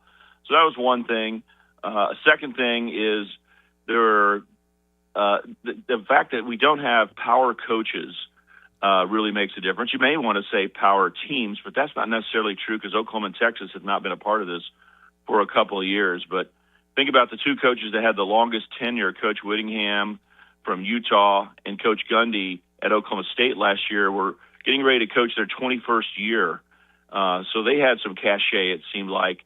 But when they both left this year and are no longer a part of the Big 12, you're talking about a group of coaches that you're relying on a Deion Sanders to be a big deal. And remember, Deion was a giant deal a couple years ago and was okay last year. But by this year, he didn't turn the crank at all around Big 12 Media Days. When he was there, it didn't seem any different than a brand new coach coming in for his first time, like Colin Klein with K-State. So it was more parity-driven mentality, like, we don't know exactly who's going to be good, but a lot of teams could possibly be good, and no one is embarrassingly bad, and no coach comes in and dominates the day and makes you feel like, oh, Bob Stoops is in the building, or Mac Brown back in the day. It was pretty much everybody was given a lot of respect. Everyone was given their opportunity, but they were not the main show. So 8 schools one day, 8 schools the next, and they just kept processing through with great respect. There's a positive to this. A great respect was given to every coach. No one was overlooked like, oh, yeah, you're not very good, and who cares about you? Everyone was treated with respect, but no one really garnered the big-time attention. And so the day just kind of moved on. Things worked, and all of a sudden the 2 days are gone, and we've talked about the Big 12 preseason football. It was kind of understated, I guess you'd say. Yeah, our guy Andy Stats, who was out there covering it for us, he actually said he got the feeling that, honestly, when we're talking about kind of coaches and maybe who was a big deal, that Colin Klein was a big deal. Like, there was a lot of people that really wanted his attention, and some of it was the fact that, he's going back to the school where he was just a terrific quarterback, and it's his first head coaching job. But he said Colin Klein's time was really in demand. Yeah, no doubt. The coaches were all very busy. If you followed one and you're interested in any school, pick the school, because there's a lot of times you don't see the coach out on the football field because it's done on the Star, the practice facility for the Dallas Cowboys, an indoor football field, full size, 12,000-seat arena type of deal. High school teams from Frisco, Texas get to play there, that kind of thing. And we're going to see that in Kansas City as well. When the Chiefs move, they're going to build a facility separate from the football stadium, and it's going to be in Olathe, Kansas, and you're going to see the Olathe high schools get to play games there. So we were down on the floor where there's a lot of activity, but behind the scenes in locker rooms and office rooms upstairs, there are all kinds of media people where the coaches would be gone for a few hours, or the players, 4 to 7 players per team. And when they were out on the field and you could see them, they were obviously in high demand, and that was true of Colin Klein. He had a great session. He was awesome the whole day long. He was of interest, busy the whole time, people wanting to talk to him off the mic, and then obviously with the mic and television cameras and that kind of thing. So, yeah, he was in high demand as much as anybody else. And you could say from a local perspective, we could pay more attention to that and see it. That was true of Colin. So he had a great session. There's no doubt about it. I was around him a lot, and and I've watched a lot of video and podcasts and those kind of things since he's come back, and he just had a great day. He looked like a veteran head coach rather than a first-year guy doing it. Now, he's been there before as a player a couple of times, so he knew the routine. And for a player and a coach, it's slightly different, but in a lot of ways there's much consistency, knowing it's a long day and where you're going to have to go and rotate through and when you're going to eat lunch and things like that. But Colin did a great job. Yeah, there's a lot of storylines that came out Big 12 Media Day. Of course, the Brendan Sorsby deal was still talked about a lot. Brett Yormark, and I kind of found it funny that Yormark and one of the Texas Tech reporters kind of went back and forth a little bit. Yormark kind of, you could tell he was a little testy about it and didn't want to talk about it. And I don't think that's a story that's going to die down anytime soon. The other part of it is the new entitlement deal for the Big 12 with Monster Energy Drink. How big for all the schools is this going to be, or is this something that's big at just basically at the Big 12 level as far as them and as an entity maybe being able to do more things for the schools? How exactly is this going to work and affect all the schools in the Big 12? Well, it's a good question. It's a little hard to tell. Did they maximize the amount of income that's available? They're looking for new income streams. And really what you have is a new rule that says on the uniforms of these college teams, the NCAA is going to allow you to sell a couple of logo opportunities on the jerseys, men's basketball, women's basketball, whatever. But it's mainly, you think about football and men's basketball, they're going to have logos on them, a little bit like, think about the Royals. The Kansas City Royals have blue uniforms, and it's easy for fans who watch the Royals to say, wait a minute, Quick Trip has a red logo, and that Quick Trip logo with the QT is on the Royals uniform. It doesn't blend in. In the NBA, if you look at free throws being shot, you'll notice that there's a little bitty patch there advertising some company, and they get paid for it. Well, the NCAA said to these teams starting this season that you can put 2 of those on there. And the Big 12 said, okay, let's take advantage of selling one of them ourselves. So Monster Energy is paying reportedly $20 million for the year. That means more than $1 million per school will get to have one of the logos on the uniform. So if you're in KU or K-State, they're going to have a Monster Energy logo on their uniform. It'll be interesting to see if they allow different colors or if it's all that limeish green color that you see from Monster Energy. Will that be the color on everybody's uniform? That's yet to be seen. I've not heard, but that will be one of the logos. Then you can also sell another. And we heard the announcement by KU that there's a crypto company by a KU grad that's put together, Topeka guy. They're going to have that as their second one. The question is how much money should these get? And the Big 12 went out and got this deal with Monster Energy. I'm not sure if they're going to put something on the field as well. What other kind of agreements they may have on discounting the product in stadiums or whatever. But when you think about the logo portion, did they get enough money? We really don't know what the market rate is right now. It may be a great deal or it may be a below market. We don't know. But the fact is that they check the box as a conference so that the schools get to go out and sell one on their own rather than trying to find two. And so we'll see how this all comes out. I don't think I've heard at least what KU got for the second logo, but they're going to have it. They've already announced that they did that at the Big 12. So Monster Energy starts it off. What'll be a trend you'll see in college football this year is every team, football and basketball, are going to have logos on their uniform. So I guess my question is, because all three of us, you and Chuck and I both, follow NASCAR, are we going to start having football players look like fire suits in NASCAR now or what? I don't know when it'll end. Soccer uniforms were the next that really had more logos on them, right? I mean, if you watch some soccer, and I don't watch much, but if you turn it on, sometimes you can't tell what team they play for in their European leagues. It's more of the advertisement, right? So that's a little bit like the race cars. Yeah. You know them by the advertisement or the driver's name or the car number. I mean, there's three different ways of distinguishing them. And hey, that's the Coca-Cola car is a good example. I say that because I don't think there is a Coca-Cola car that I know of, but that is a possibility. And that's the thing that they're trying to do is say, hey, let's try to keep it subtle, not too big a deal, not overwhelmed, but you can see the trend line.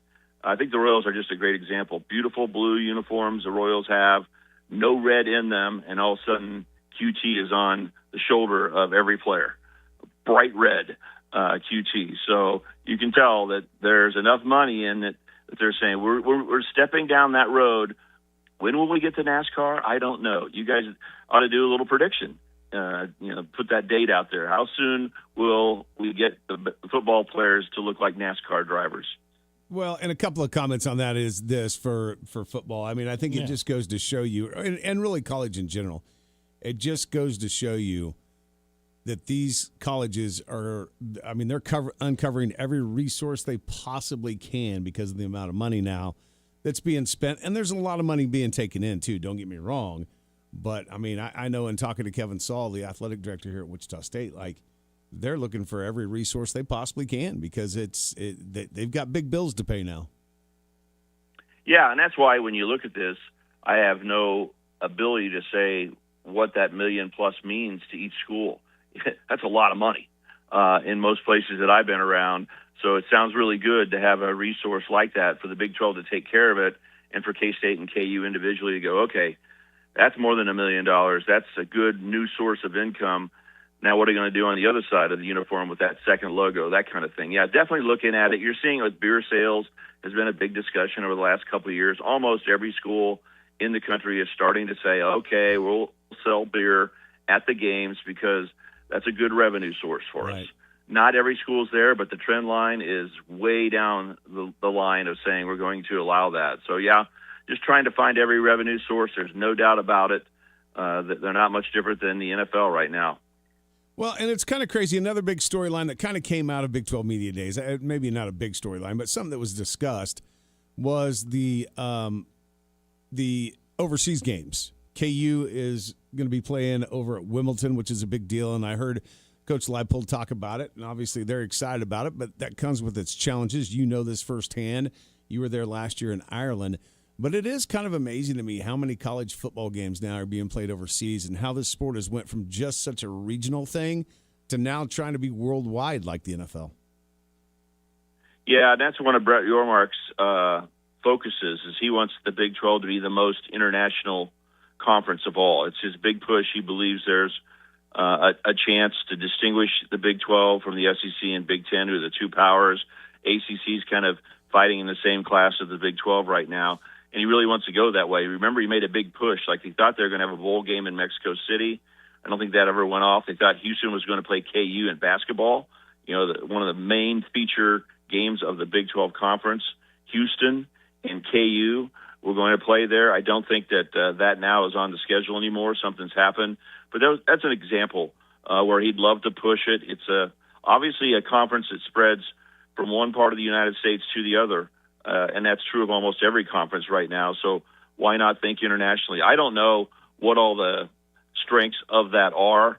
I don't know where the money pockets are that allow you to make a difference. And the NFL is obviously pushing that way, but the NFL is the biggest, baddest, best organization in the world, so I can understand it more for them. I don't know how it's going to work for colleges. How much interest will there be in a game?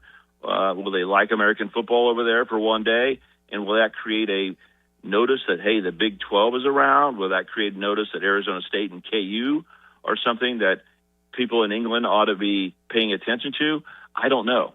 I don't know how much of that will stick at all. Same question that's being asked with the World Cup around here. The teams are playing here in a big competition, obviously, but how much difference will it make that the games are in Dallas or Atlanta or Kansas City, or does it just fade away and the teams go back home and they really don't care where they played? I don't know. That is a really interesting question, and it's going both ways. Soccer trying to integrate into America, and American football, as they call it, football for us, trying to integrate in around the world. I don't know. I don't know where the paydays are, but Commissioner Yormark, that is a big push of his. Yeah, well, it's been interesting to hear him talk about that, and you took the words right out of my mouth as far as comparing that to soccer. I do think with the World Cup being here, there are some people that have kind of maybe opened their eyes to it a little bit and are going to pay more attention to it. And if the same works for college and NFL football, then I do think it's important that we continue to try to push things nationally and make things more well known, because we go back to what we were just talking about with revenue streams. The more eyes you have on the sport, even if it's internationally, the more potential money that is available.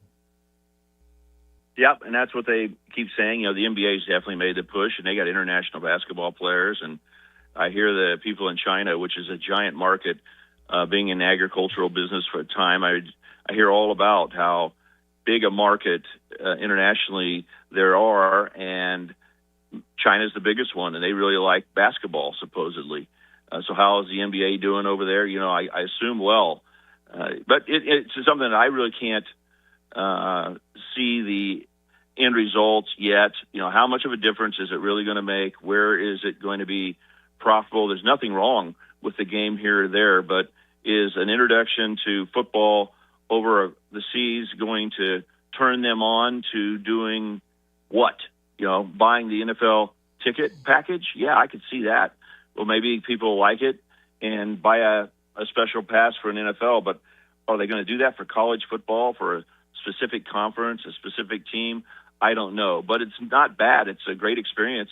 Heck, I got to go over there to Ireland, and I would have never gone to Ireland if it wasn't for this football game. And so we were treated very well. What a great opportunity for the players to get a chance to do that. And maybe the biggest winners are the fans of the team. Like KU's fans are going to gear up and head over to London and just have a great trip. They're not going to go for 2 days. They're going to go for 10 days, 2 weeks, and say, are you kidding me? I'm doing this to go follow my team and support them and get a chance for this international experience is really great. All the K-State fans that I know that got a chance to go over there, it's so much fun to hear the different trips that they took, the different parts of Ireland they went to, the golfing outings along the ocean, in the cities. It's fun to hear everybody's experience, but it all came about because K-State was playing there. When they had a giant pep rally the day before, you felt like you were in Wichita at a pep rally getting ready for a game. So, very interesting. But I do want to say before I forget, the biggest news of the week for me wasn't the Big 12 football media days. I was down there, and other than the COVID year, they've had one every year, and I've been to every one of them for every session, every day.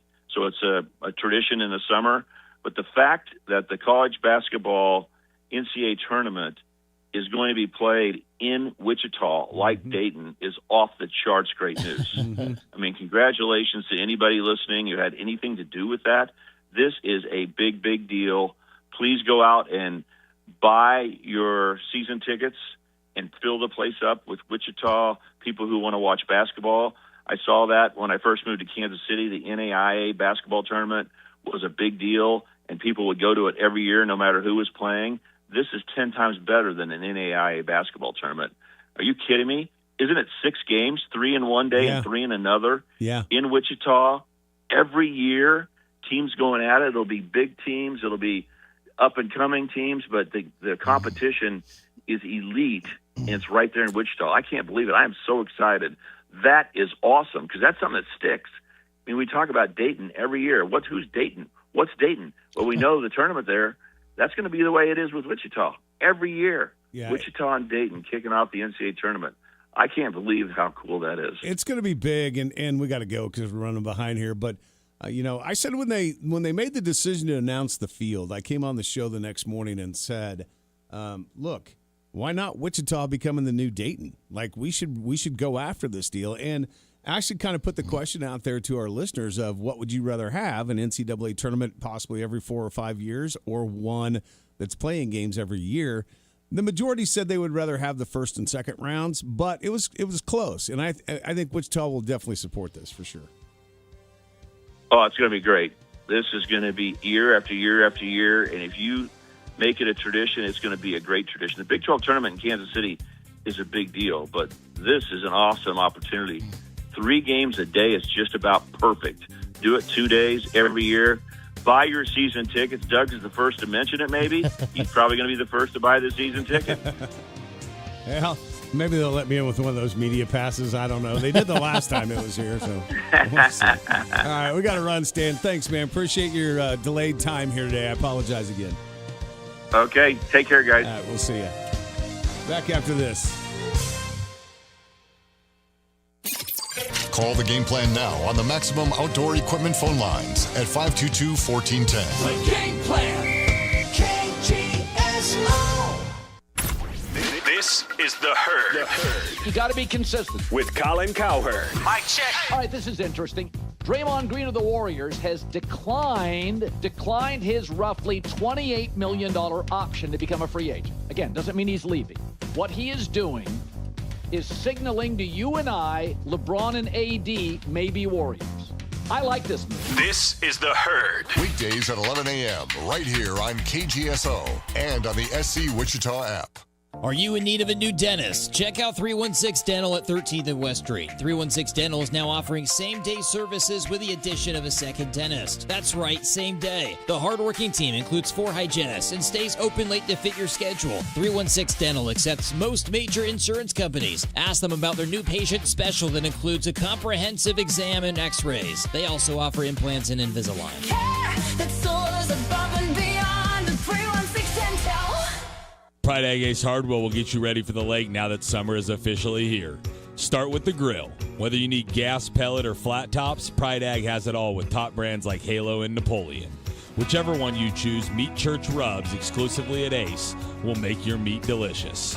With the meat on the grill, keep your drinks cool with Yeti cooler and cups, and entertain the whole party with the Turtle Box speaker. Get everything you need to have fun at the lake this summer at Pride Ag Ace Hardware in Mays, 5204 North Mays Road.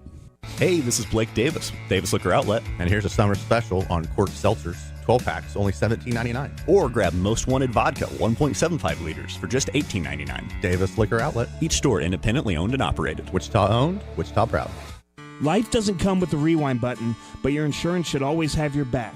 At Pruner Agency, we're more than insurance. We're your trusted local partner in protecting what matters most, your home, your car, and your family. We take time to understand your needs and tailor coverage that fits your life. Get personalized quotes with local support you can count on. Visit pruneragency.com or call 316-400-3200 today. Pruner Agency, veteran-owned, where discipline, integrity, and care meet real protection.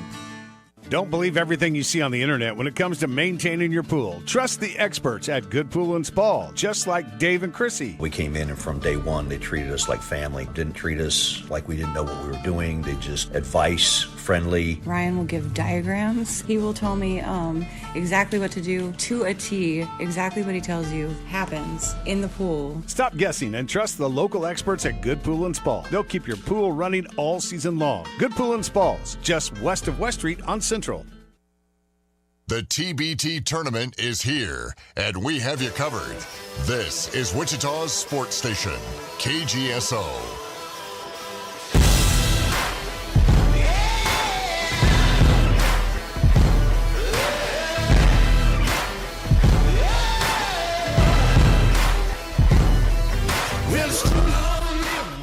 Got a short segment here brought to you by our friends at Doc Green's, Central and Hillside, Newmarket Square, Waterfront.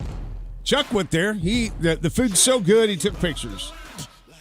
Salads, wraps, sandwiches, entrees. You did. You took a picture. I took a picture so that the app that I'm using to help me track stuff knows what I'm eating. There's a purpose to it. It looks like it's a great salad. It was a fantastic salad. Don't forget, you can also get those freshly made juices made out of fruits and vegetables. Do you have one of those while you're there? I didn't have, no, I just had some water. But all right. I took Devin's advice. I drank more water. Well, good. Drinking water right now. Since I was late, it's the only thing I had time to make myself before I left the house. So breakfast will be coming up after the show at some point. Go by and see Doc Green's today for lunch. Again, 3 locations, Central and Hillside, Waterfront, Newmarket Square. 522-1410 on this short segment if you want to call in. Would love to hear from you. Sorry, I thought you were done. This is a crazy story. So I don't know if crazy one. Yeah, I don't know if you remember this guy or not. I certainly do. Okay. But former KU basketball player, LeGerald Vick.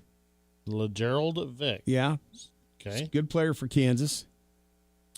Was charged with attempted murder. Really? After an altercation at a party over the July 4th weekend in Memphis. Well, oops.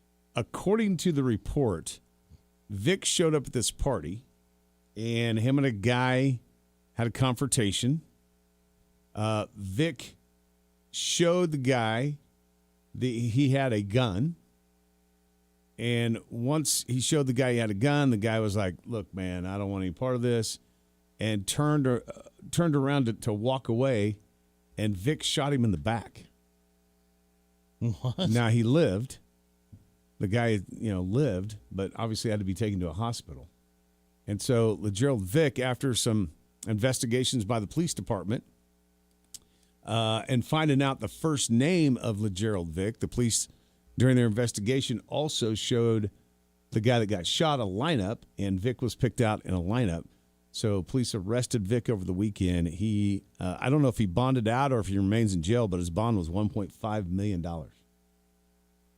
Wow. Crazy. That's not something you hear about a former Kansas Jayhawk very often. No, not at all. Not through that program that's been absolutely just great. But man, I mean, again, these guys, and when LeGerald Vick played, there was no NIL. Right. Now, how much shoebox money he got, I don't know, but there was no NIL. But these guys, they go and they have these good careers. They don't make it in the NBA. Get back to, hanging out with old friends that maybe don't do the right thing. Yeah. Vick played in 117 games with Kansas. He, I was trying to find out his points average here. Averaged 9.4 points a game. Was a good shooter from the outside. Had a lot going for him.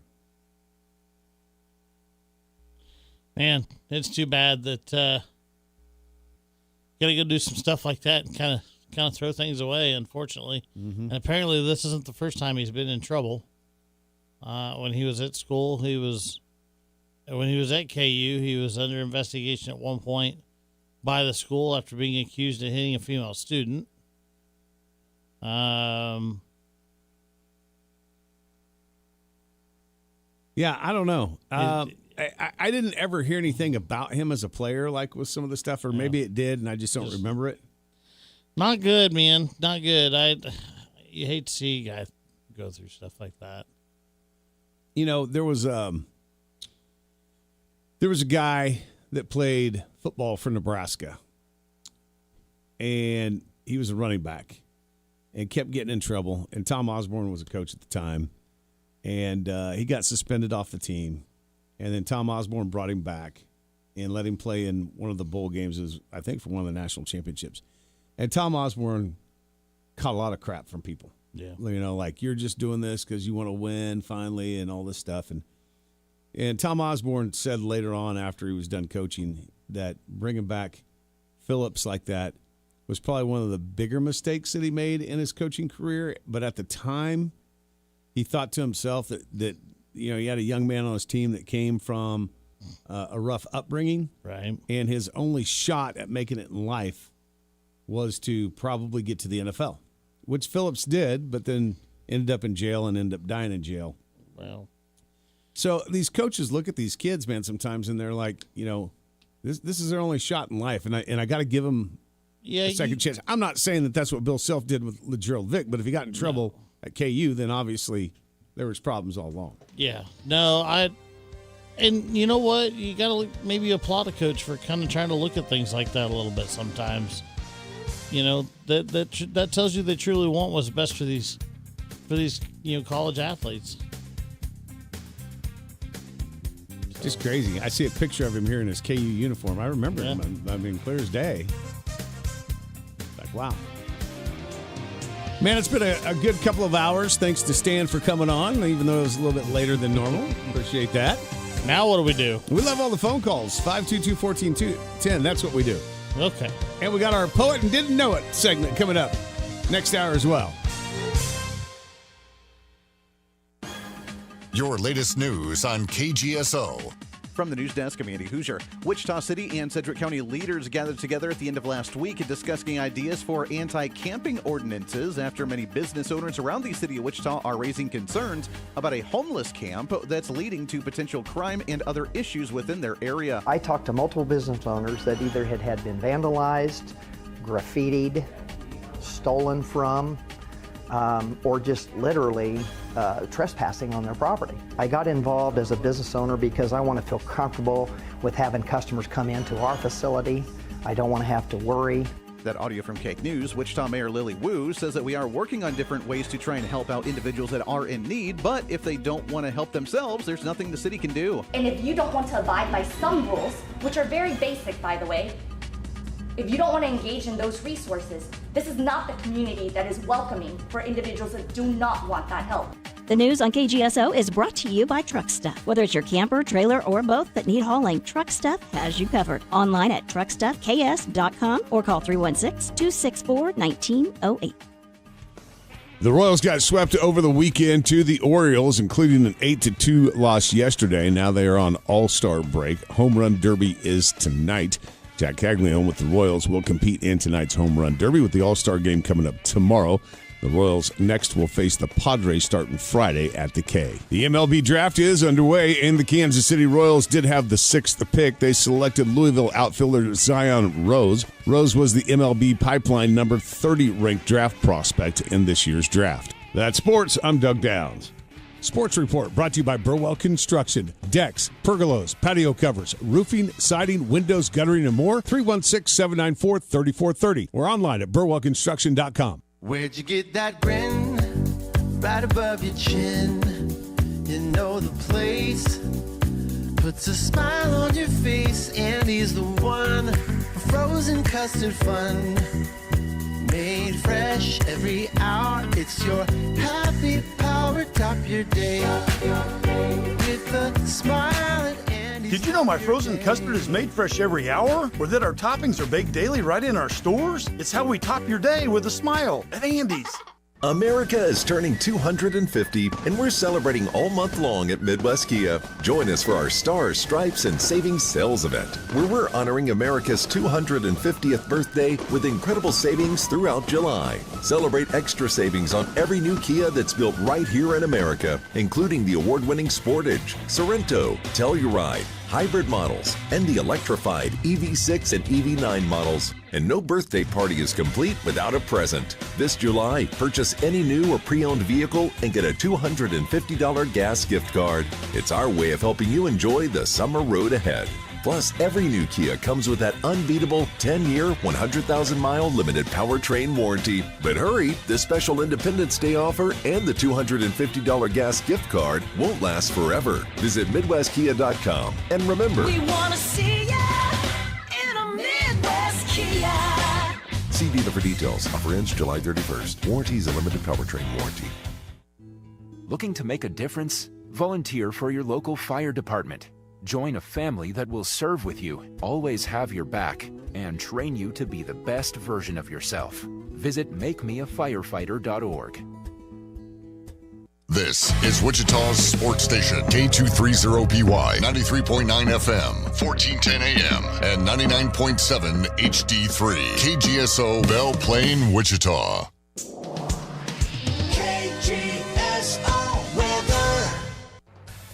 Clear and mild morning in and around Wichita to start off your work week. We're looking for highs this afternoon up near 90 degrees. Wind will be out of the east at about 6 to 12 with lots and lots of sunshine.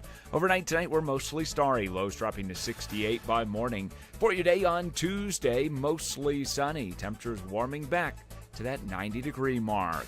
I'm Cake meteorologist Frank Wall with your forecast. At 8 o'clock, it's currently 88 degrees. Broadcasting live from the KGSO studios in West Wichita.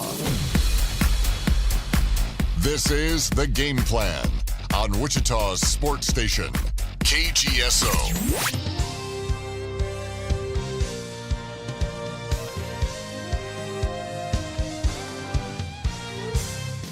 Welcome into hour number 3 of The Game Plan on the sports leader, KGSO, 1410 AM, 93.9 FM. You can also listen to the show on our website, kgso.com, through our app in the App Store, SC Wichita. Get that downloaded if you haven't done so. Appreciate everybody that's done that. And across our streaming platforms, YouTube, Facebook, X, Twitch TV. Watch, listen, leave comments for the show up there as well. Thanks for making us the number one sports talk in Wichita and part of your day. We always love it when you call us. We want to hear from you on our Maximum Outdoor Equipment hotlines at 522-1410. Don't forget this portion of the show brought to you by our friends at Metal Arc Landscape and Design. They've got everything you need to take care of your outdoors. They got the professionals with a good local landscape company. Some of the best landscapers you're going to find anywhere, I would challenge in the country. I know right here in the state. They work for Metal Arc Landscape and Design. So give them a call this morning at 316-880-0227. 316-880-0227. Let them take care of everything in and around your yard. From flower beds to hardscaping to rock patios to, boy, you name it, they do it all. Outdoor kitchens, fertilization, it all happens. 316-880-0227. Metal Arc Landscape and Design, the official landscape company of Steckline Communications. All right, should we kick off the hour with Poet and Didn't Know It? Absolutely, we should. Are you good over there? Yeah, I'm good. Sorry, I'm trying to find something I know that we can talk about after the poet. Well, listen, this is going to be such a great work of art. Oh, that people will probably call in. Ooh, because this is a masterpiece. All right. Let's go, Maestro. Little poetry music for you. My turn to write. Chuck, a sad story this weekend was on display. Another athlete passed his prime. Things didn't go his way. Holloway and McGregor, they sure brought the hype. The fight itself, I would have rather watched Tyson. At least he bites. NASCAR went to Atlanta with high baking and speed. Rain put a damper on the race with a 3-hour delay after midnight's restart. I had no need. The World Cup continues to play with the semifinals all set. The only interest I think I have is to maybe make a bet. That's all I have for this poem for today. Proving that I'm a poet and didn't know it in every single way.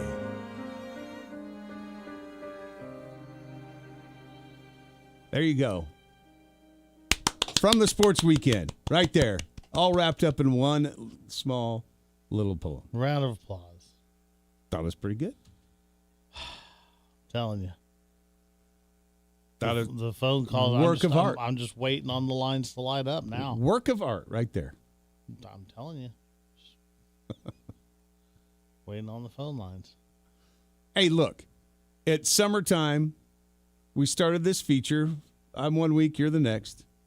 About things that, sports-wise, that we did over the weekend. Watched you going to racetracks and all that. Yeah, There's not much. No. I could have put something about the Royals getting swept. That's old news. That's an old poem. Could have put something about the MLB draft.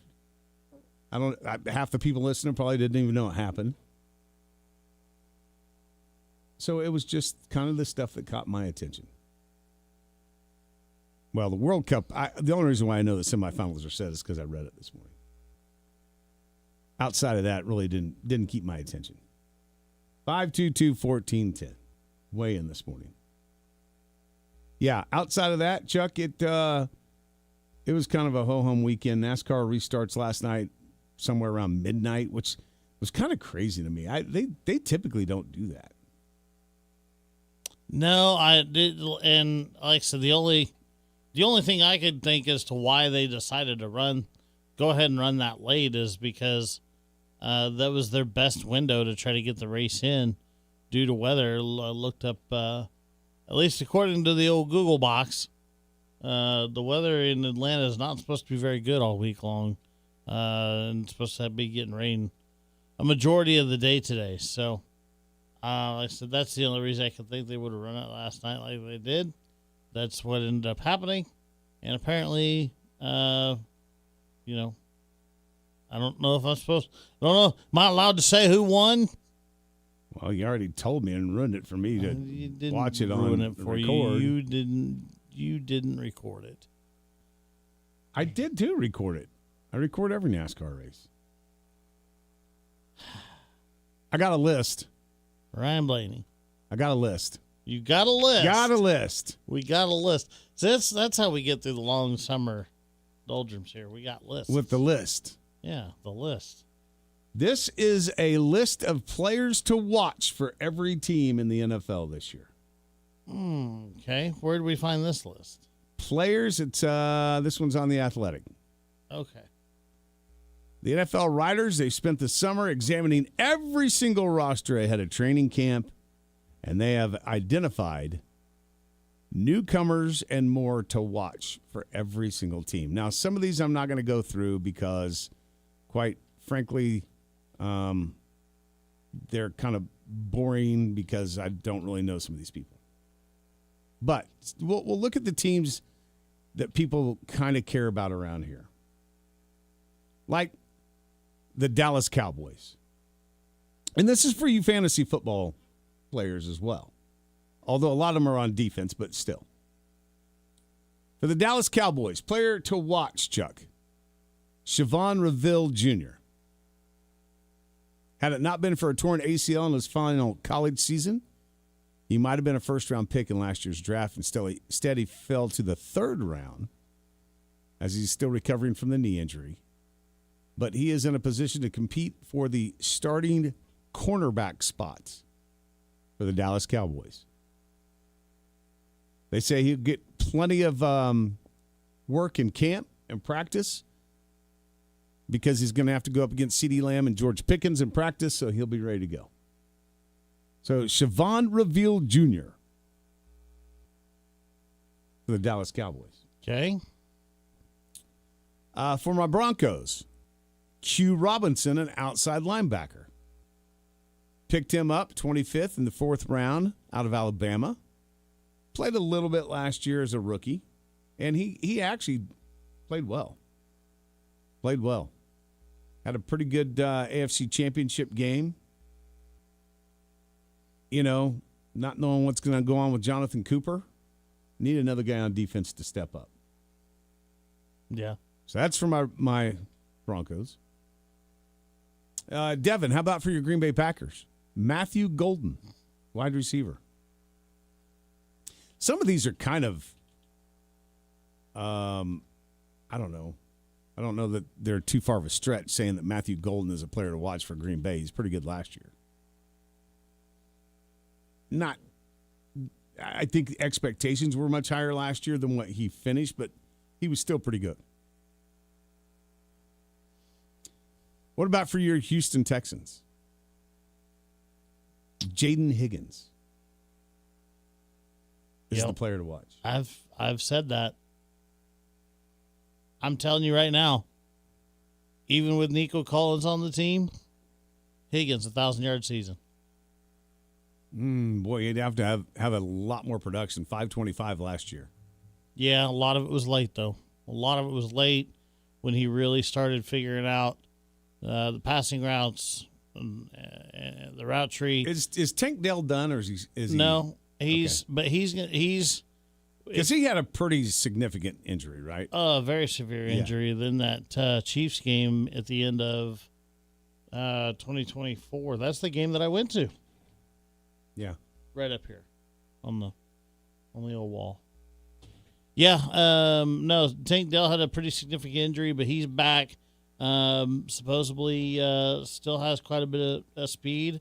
He's going to be kind of the over the top guy though. That's going to try to. He's going to try to be the one that keeps the defenses honest and not let them cheat up. Otherwise, they'll try to go over the top with him. Higgins though, he's just got the thing that I like about him is he's a jump ball kind of guy. He's going to be able to win jump balls. Well, you're going to need that. He's going to have to out-jump defensive backs, otherwise Stroud will throw it right to them. Would you stop? I'm just stating the facts, Chuck. Stroud hasn't been very good in the last couple of seasons. Doesn't mean I'm done.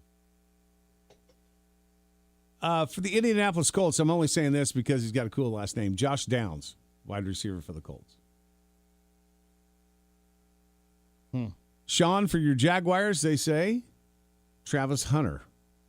But Travis Hunter this year, from what I'm reading, Travis Hunter this year, Chuck, is going to focus totally on the defensive side, and they are not going to use him. If they do, it'll be very, very sparingly on the offensive side. Like him as a dual threat player, I think is over. So we're finally going to listen to some coaches and some people that know best, and instead of insisting on being a two-way player, and we're gonna play to our strengths here. I said from the start that there's no way he could handle the physicalness of being a two-way player. Not in the NFL, no. No. For the Kansas City Chiefs, player to watch. Got a lot more faith than I do in this. Xavier Worthy. They think he can be a true number one for Patrick Mahomes. Well, somebody needs to step up on that ball club.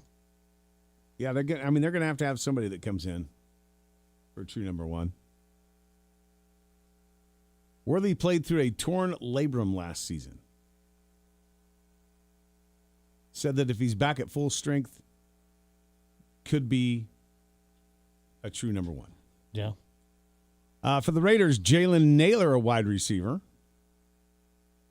Now that he's got two decent quarterbacks to throw to him. And really a good offensive mind in their head coach, Clint Kubiak. Charlie Kolar for the Chargers, a player to watch as a tight end. Former Raven was picked up by the Chargers. Any other teams you want to know about here? How about Kool-Aid McKinstry, a cornerback for the New Orleans Saints? Who? Kool-Aid McKinstry. Sure. Got the best name. Oh, I forgot this guy went to the Giants. But this is actually a really good deal. Dude, I'm telling you. I think the Giants could be the big surprise team in the NFL this year. I do too. I think they could have a New England's Patriots type of year where they're going to come in and win a bunch of games out of nowhere. And you're going to get midseason and go, where the hell did the Giants come from all of a sudden? I mean, they got a good coach now, but they got Isaiah Likely from Baltimore as a tight end. Yep. And I think he'll be relied on a lot. He'll be a comfort blanket. for Jackson Dart. I really like Cam Scattaboo. Listen, I was a Scattaboo fan when he was in college. At Arizona State? At Arizona State. Yeah. Even more so than the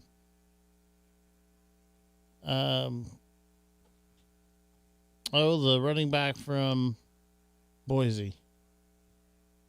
They came out the same year. Jeez. With the Raiders. Yeah. Somebody call him, help us out. You know who I'm talking about. But anyhow, I thought Cam Scattaboo was a better prospect than the kid from Boise, to be honest. The way that he runs, especially Ginty. Gosh, it was right there. Yeah, Ashton Ginty. Ashton Ginty. The way that Scattaboo runs, especially the way that he played in that college football playoffs. You know, I mean, I think the thing you worry about him, and it happened last year, he obviously got hurt and missed the rest of the season. And that's the thing you worry about him, because he only has like one level, and that's just to, bowl people over. And in the NFL, as a running back, typically when you do that in today's game, you don't stay healthy. That's the challenge. Well, there's some truth to that too. But man, if you can get, a couple good years out of this kid as the Giants continue to build, man, he could be. I think the Giants could be dangerous. The Giants are going to be one of these teams that everybody on their team, including Jackson Dart, because he's the same way. He's not a guy that steps out of bounds. He'd rather lower his shoulder, and people have told him, look, you can't survive in this league doing that. And he's basically come back and said, that's all I know how to play. Mm-hmm. So, I mean, you kind of got your quarterback has that attitude. Your running back has that attitude. You got some players on that defensive side. I think that they are just going to play very rough, hard-nosed football. And I think Harbaugh will lean into that as their coach now. And he'll figure out a way to get that team motivated to play like that. Again, the challenge is going to be, can all these pieces of this puzzle stay healthy? If they do, I'm telling you, watch out for the Giants. Devin agrees. He thinks that the Giants could be solid. Also thinks his Packers are going to miss the playoffs this year. So that's kind of crazy. Really? He thinks the Packers are going to miss the playoffs? Yeah. Wow. I mean, I think the Packers have just as good a chance as anybody to win that division. Yeah, I've got them pegged as a playoff team. It's going to be a tough division. I mean, you got Chicago, Detroit, Packers, Minnesota. Yeah, tough division, but I think I like the Packers' talent. Again, you got to keep your dudes healthy. That was the problem for the Packers last year. Yeah, no doubt. So there you go, some players to watch this year in the NFL.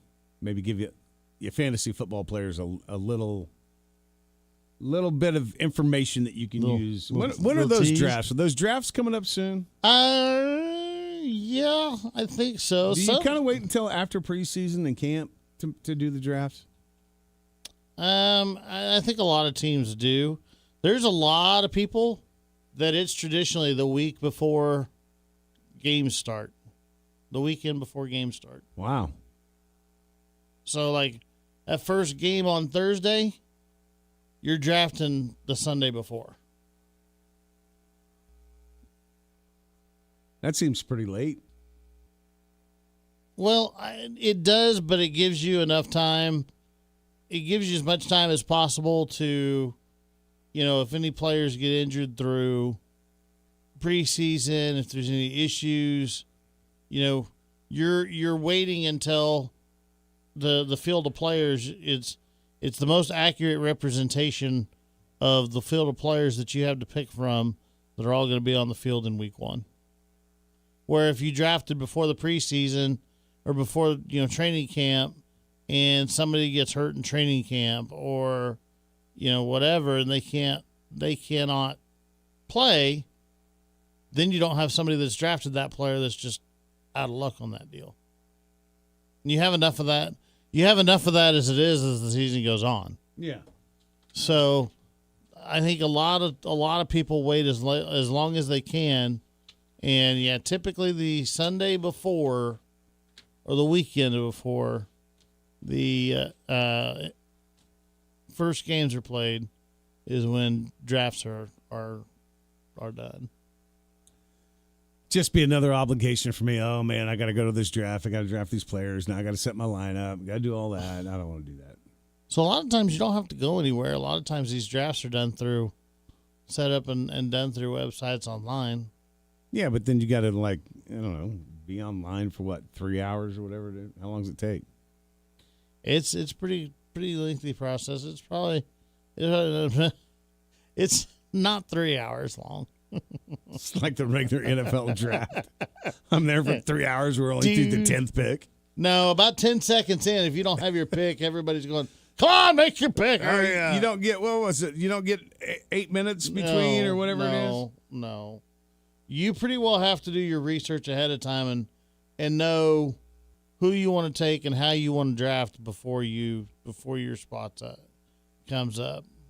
And if somebody else gets taken in that spot that you want, then you've got to know you have to have a backup plan already figured out. That's a problem. Somebody take my dude, I'd be all pissed. That's why they call it a draft board, Doug. I know, but if I've put in this time and done my research, I don't want my player gone. Well, last year I would have, as a Texans fan, I would have said I was going to take C.J. Stroud for my quarterback. Good thing you didn't. Well, it turns out that was a good thing I didn't, but I was a little heated at the person that we both know that did last year. Let me introduce you, if you haven't already heard, to a brand new trash service here in Wichita. It's English Rentals and Trash. They will take good care of you, just like OJD called in last week and talked about the great experience he's had so far with English Rentals and Trash service. You can too. Save money with better service with English Rentals and Trash. Find them online at english-rentals.com. That's english-rentals.com. Jump up on their website, see all the services they can offer to your home or your business. Then give them a call today and find out how you can get better service, better price. You'll be glad you did with English Rentals and Trash. There you go. Couple segments left here on this Monday edition of the Game Plan. Not much. Phones were all fired up in the first 2 hours. Now everybody's at work and it's a light hour. We don't want that. We're going to talk about lists. Gotta have lists. Back after this.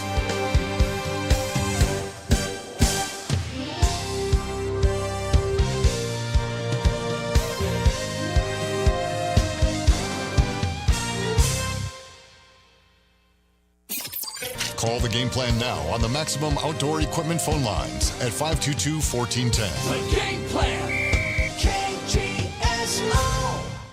This is Stu Gatz and Company live. The audience wants this. You're listening to Stu Gatz and Company live. Taylor has advice for England if they want any chance to win in Mexico. What's your advice for them? Because Mexico has this home field advantage that I'm not all too comfortable with. I have to be honest. Go ahead. I'm going to tell you this right now. A decoy bus with decoy players. Stu Gatz and Company live. Weekdays at 2 p.m. on KGSO and on the SC Wichita app. America is turning 250, and we're celebrating all month long at Midwest Kia. Join us for our Stars, Stripes, and Savings Sales event, where we're honoring America's 250th birthday with incredible savings throughout July. Celebrate extra savings on every new Kia that's built right here in America, including the award-winning Sportage, Sorento, Telluride, hybrid models, and the electrified EV6 and EV9 models. And no birthday party is complete without a present. This July, purchase any new or pre-owned vehicle and get a $250 gas gift card. It's our way of helping you enjoy the summer road ahead. Plus, every new Kia comes with that unbeatable 10-year, 100,000-mile limited powertrain warranty. But hurry, this special Independence Day offer and the $250 gas gift card won't last forever. Visit MidwestKia.com. And remember, We want to see ya in a Midwest Kia. See dealer for details. Offer ends July 31st. Warranties and limited powertrain warranty. Are you looking for a better healthcare experience this summer? Kingman Healthcare Center is a full-service hospital with a 24/7 emergency room with little to no wait times. Our clinics offer same-day appointments and convenient scheduling for your annual checkups. Don't wait. Make your health a top priority and schedule your appointment today. You won't regret the short drive without the big city traffic. Exceptional care every time. To learn more, visit our website, kingmanhc.com. Looking for a healthier option to get you through the afternoon grind? Check out Dot Greens with 3 locations in Wichita. At Dot Greens, you can find a huge selection of salads, wraps, and sandwiches that won't leave you feeling bloated all afternoon. With the freshest ingredients, you know you'll always feel great after a lunch or dinner at Dot Greens. Check them out at Central and Hillside or at the Waterfront and New Market Square. While you're there, don't forget to pick up a few bottles of freshly pressed juice. Dot Greens, locally owned and operated. Professional excavators and homeowners, safety always comes first, and safe digging is no accident. So before you begin your next digging project, remember to call Kansas 811 to have your underground utility lines marked for free. Know what's below. Call 811 before you dig. So play it safe. Put down the shovel, pick up the phone, and call 811 first. This message is brought to you by Kansas 811, reminding you that no matter if your digging project is big or small, don't make a judgment call. Always call 811 before you dig. A lot of homes built in the 90s still have their original siding and windows. If this is you, then call Burwell Construction at 316-794-3430. New siding and windows can make your house more energy efficient. Burwell Construction has been a trusted name for thousands of homeowners. Call them today, 316-794-3430, and let Burwell Construction give you a free estimate on windows and siding. And Burwell Construction will take care of all your guttering needs. Find them online at burwellconstruction.com. If it's built well, it's Burwell. Burwell Construction. Wichita's sports leader, KGSO, is brought to you by Devon James. Devon James Injury Lawyers. Call 888-8888. That's 888-8888. Want more sports talk? Don't forget to join us on all of our socials at KGSO Radio.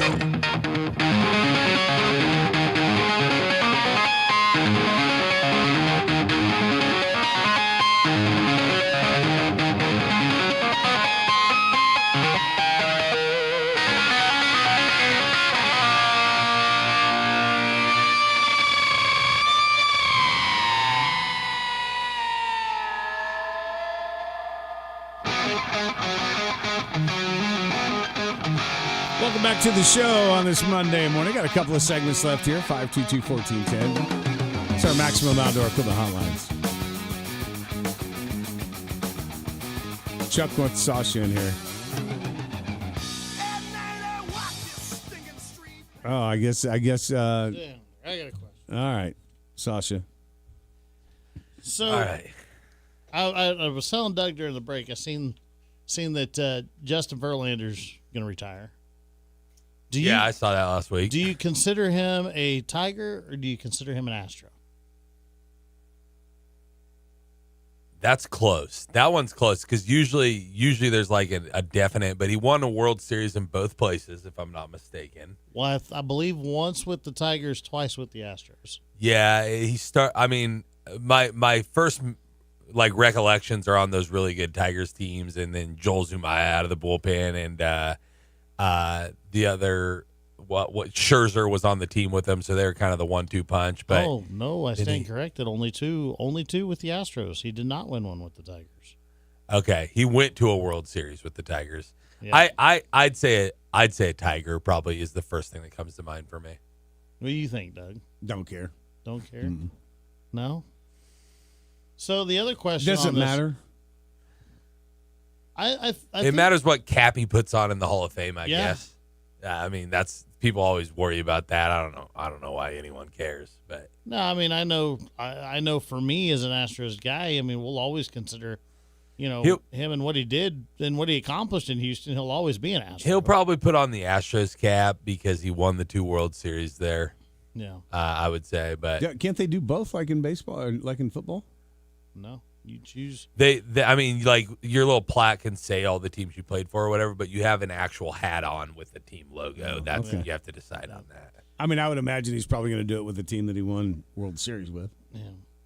So the other question I have, and this one might be, this one you might care more about this question that I saw here, and I had not considered this. Verlander's career win total right now 266. He's 43. You could argue, be the last guy who even had a shot at reaching 300 wins. Is the 300 win club in MLB baseball for pitchers just a thing of the past now? I mean, they've been talking about this for a while, right? Who was the last one to get 300 wins? Ooh, they don't rack them up like they used to because they don't pitch enough innings, and so a lot of wins go to relief pitchers and that sort of thing. But I think, did Kershaw get 300? No, Randy Johnson was the last one to get 300. So even Kershaw and Verlander, the best two pitchers of the era by far, did not get there. So unless baseball goes back in another direction, I would say that it's unlikely that anyone gets 300 wins. Yeah, especially you got some teams utilizing almost 6 pitcher rotations now instead of just 5. Yeah, less starts, less innings.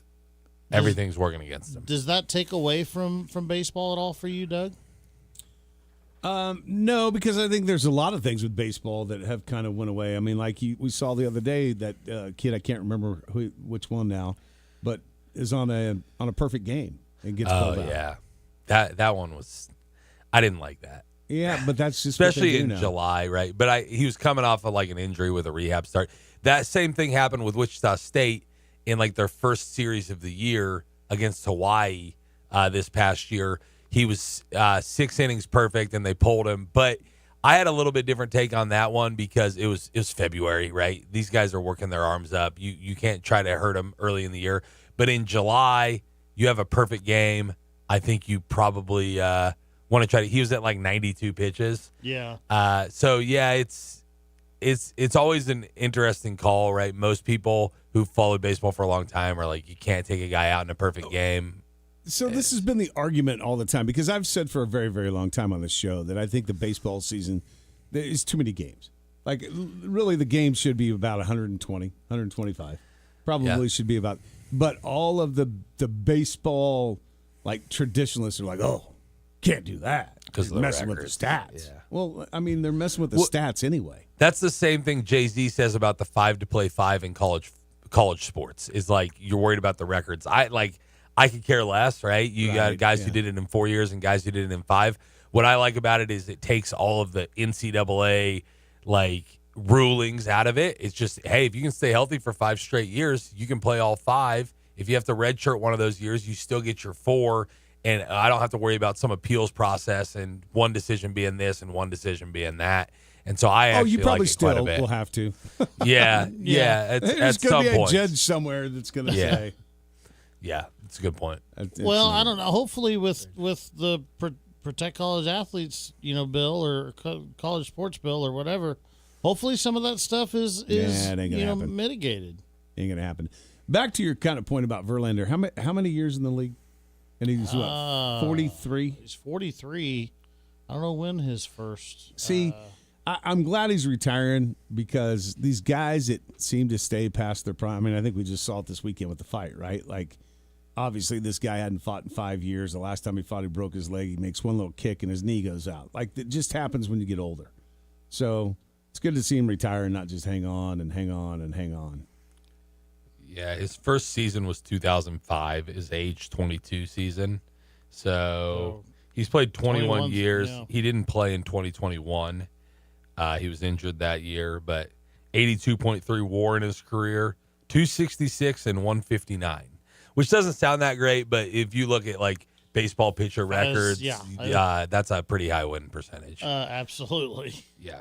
I've kind of said the same thing about, I know you guys talk about the NBA on your show more than we do ours, but I said the same thing about LeBron when everybody's like, oh, where's it going to end up? And blah, blah. Like, he's going to end up retire, dude. That's where you need to end up. Yeah. Just retire. He probably does need to, but I don't think he's going to. He's going to want he's going to announce his retirement before his last season so he can get like the farewell tour and all that.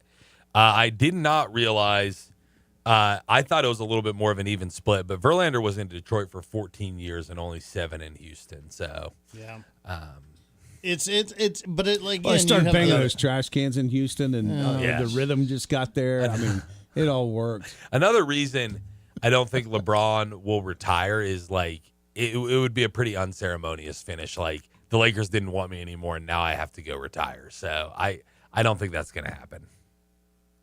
No, I can see that. Absolutely, I can see that. And heck, if I were him, I probably, would see it the same way. I mean, we're still talking about a guy who's easily one of the top 25, 30 players in the league. Listen, it highlights the difference between team sports and individual sports. Right. Because like Novak Djokovic is still probably the third best tennis player in the world. But if you're the third best tennis player in the world, you can't win majors anymore, right? Alcaraz and Sinner are still beating him every time he loses in the semifinals of Wimbledon. But when you play a team sport, you can go be the third best player on your team and still compete. And so it makes a big difference in terms of how you can hang on and things like that. But if you're him and you got all the money that he has and the different interests that are going on, your son now is part of the NBA. Like, go be a dad. That's my whole thing. So, are you going to go spend the last year of your career making a quarter of the money that you should be making, or you were making, for one? And who knows how many minutes per game you end up with, or how many games you even play? Is that better to go out that way than to just go, look, I've left my legacy, I'm done? Yeah, and I don't think he's helping his legacy or hurting it at this point. Every year that he sticks around, though, it just kind of makes that math worse. Like, he's won 4 titles, but this next year will be his 24th year. That means you're supposedly the best player that's ever played, but you win the title 1 out of every 6 years that you play. It doesn't really add up. Right. No, I would agree with that. There's some guys that have a habit of just holding on too long, but can you blame him? Because this is all. It's all he's ever done. Yeah, this is all he's ever done. This is all he ever knows. I don't know if I buy the dad argument. His kids are grown, right? If he wanted to go spend time with his kids, he would have done it when they're 8 years old. Like, right. There's nothing he's going to do with his kids now that he can't do while playing in the NBA. Okay, I understand that, but what you could do is you could, you were one of the best players to ever play the game. Yeah. And now your kid is starting off his career, so you could be there to kind of support and, give advice or do whatever. Right. Just get him on your own team. There you go.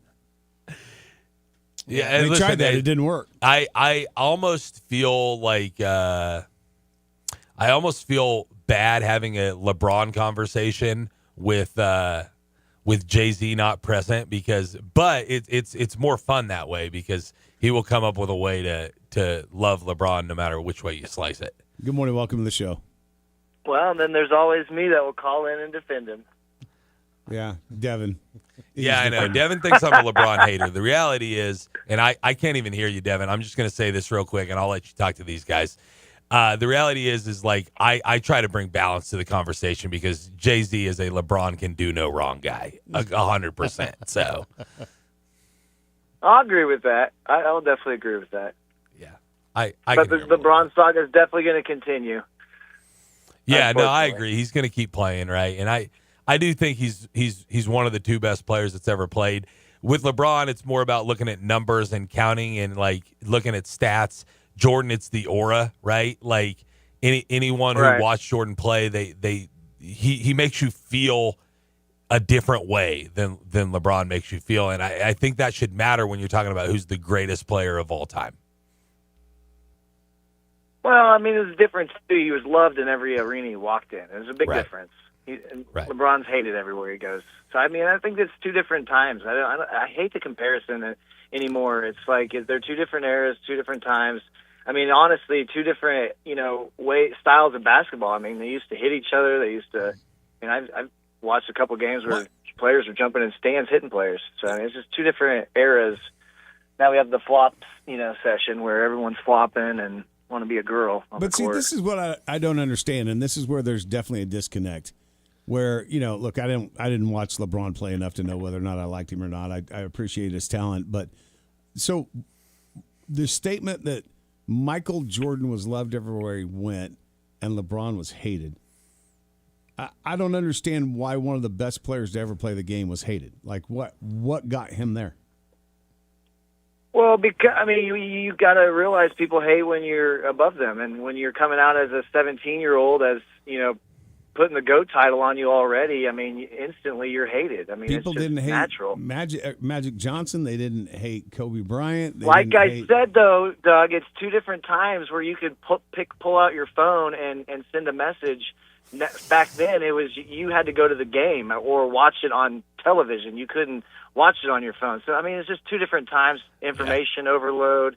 I that's why I don't like the comparison, because I don't know anybody in the NBA that, you know, even if you were one of the bad boys from, you know, the Detroit Pistons, you know, people still didn't hate you like they do LeBron. It's just a natural thing. People don't like the way he carries himself, the way he, you know, reads a book and doesn't read the book but acts like he does. I mean, it's just the way he handles himself. I think you're But he's right. Phenomenal It's different. athlete. It's different eras, right? And with social media, things get dissected more. And there's things Jordan did in his career that if social media existed, it might have been dissected more than just like you just trust what you see on the news and what you hear. But I think like the point about like the fake book reading, right? That's just a funny example.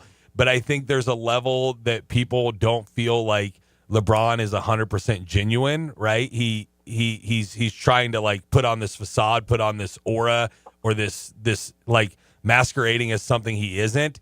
And there was a level of authenticity with Jordan that I think people felt that like he's not trying to be something he's not. And I think people gravitated to that. Well, and I think for LeBron, and again, whether you agree with this statement or not, I'm not saying that I do. I'm just saying I think this is part of the reason. You know, Jordan purposely stayed out of all of the controversial stuff. They tried to drag him into politics. He wouldn't do it. The gambling was probably about the biggest controversial thing. Wait, I was about to say, that yeah, the gambling right. problem. I get that. But with LeBron, he was vocal about politics. He's vocal about, you know, the social justice issues and all that. And it's just turned some people off. Well, you also got to realize, too, there's probably people in his pockets making him do that. That's the difference in the time that we're living in, that, you know, people are, you know, being – I mean, you hear about it all the time. Celebrities are paid to, I'm Democrat. You know, it's the same story just in the NBA. And if it wasn't for where we're at in society with social media and being able to watch games on your phone, it's just a different time. And I think they both, you know, carry themselves differently. I think, you know, LeBron's carried himself great as an image of who we should be in society. I mean, he doesn't have a record of, you know, cheating on his wife. It's just the list goes on of the great things he's done, opening up the school of I Promise. I mean, for me, it's just the level. I mean, you just watch him, and it's phenomenal. I mean, I've been watching him since he came out of it, and I've watched, you know, Jordan highlights. Jordan's a completely different, you know, spectrum of the map for me. It's just they're two different players, two different, you know, eras. So I don't like the comparison. They're two great players in my opinion, and they're both top two. I don't know who's one and who's two. I'm not really sure how we went from talking about Verlander to this subject, but it all just kind of transferred. Things happen. But anytime you bring up LeBron, I'll definitely call. I'll tell you that much. Guys, have a good day. See you, Drink more water. Appreciate it. I learned my lesson about trying to close the door for you guys. Chuck calls you. Yeah. What? Hey, good though. Appreciate you sitting in. Yeah. Added to the program. Verlander. Yeah. Like I've always been a Justin Verlander fan, even if he was part of the trash can bangers. Yeah. He's never calling you in, ever. No. Back after this. This portion of the game plan brought to you by Southwestern Remodeling, Wichita's full-line remodeler since 1970. See our project galleries at southwesternremodeling.com. The game plan. KGSO. Ladies and gentlemen, this is The Odd Couple with Rob Parker and Kelvin Washington. There's only one way of looking at LeBron James' tenure in Los Angeles. It was a dud. Can't call it a complete failure because he did win a championship. Mickey Mouse championship, the bubble, whatever you want to call it, it was a dud. This is The Odd Couple with Rob Parker and Kelvin Washington. Evenings on KGSO. And find KGSO on the SC Wichita app. Fox Sports. Fox Kansas is Wichita's home for exciting live sports action. Tuesday, baseball's biggest stars meet in the 2026 MLB All-Star Game at 7. Then on Saturday, the FIFA World Cup Bronze Final takes center stage at 3 p.m. before baseball's biggest rivalry as the Dodgers battle the Yankees at 7. And on Sunday, catch summertime hoops as the basketball tournament alumni semifinal tips off at 1. Fox Sports. Fox Kansas. Channel 24. Cox Cable Channel 4. Temperatures may be climbing, but the prices are dropping at Rusty at Ford. Get $10,000 off MSRP on a 2026 F-150 XLT. Prices as low as $54,655. The F-150 STX is $9,000 off MSRP and starts as low as $42,335. Or you can save thousands and snag 4.9% for 84 months. Plus, these come with 2 years maintenance. Visit RustyAtFord.com. Simply the best place to buy. With approved credit, see dealer for details. Wichita Wind Surge Baseball is back at Equity Bank Park. Bring your friends, bring the family, and enjoy an exciting night of baseball right here in Wichita. From big hits to family-friendly promotions and special theme nights, there's always something happening at the ballpark. For the full schedule of upcoming events, follow us on Facebook at Wichita Wind Surge or visit us online at windsurge.com. Wichita Wind Surge Baseball. Don't miss the action at Equity Bank Park. Imagine a tropical paradise where the sun always shines and the fun never ends. Welcome to Blast Off Bay, the ultimate indoor water park. Catch a wave on our state-of-the-art surf machine, unwind with a cold drink at the poolside bar, or relax in our warm, inviting hot tub. Then get ready for thrills on 11 exciting water slides that'll take your breath away. Hungry? Enjoy pizza, burgers, wings, and more. Open 365 days a year with a perfect climate every day. Don't wait. Plan your escape today to Blast Off Bay. Are you looking for a better healthcare experience this summer? Kingman Healthcare Center is a full-service hospital with a 24/7 emergency room with little to no wait times. Our clinics offer same-day appointments and convenient scheduling for your annual checkups. Don't wait. Make your health a top priority and schedule your appointment today. You won't regret the short drive without the big city traffic. Exceptional care every time. To learn more, visit our website, kingmanhc.com. Professional excavators and homeowners, safety always comes first, and safe digging is no accident. So before you begin your next digging project, remember to call Kansas 811 to have your underground utility lines marked for free. Know what's below. Call 811 before you dig. So play it safe. Put down the shovel, pick up the phone, and call 811 first. This message is brought to you by Kansas 811, reminding you that no matter if your digging project is big or small, don't make a judgment call. Always call 811 before you dig. Wichita's home for sports talk, going 20 years strong. This is KGSO.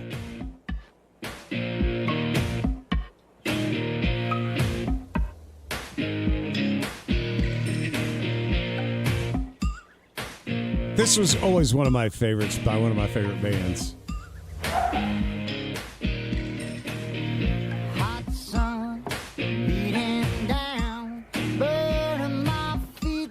Phil Collins, man.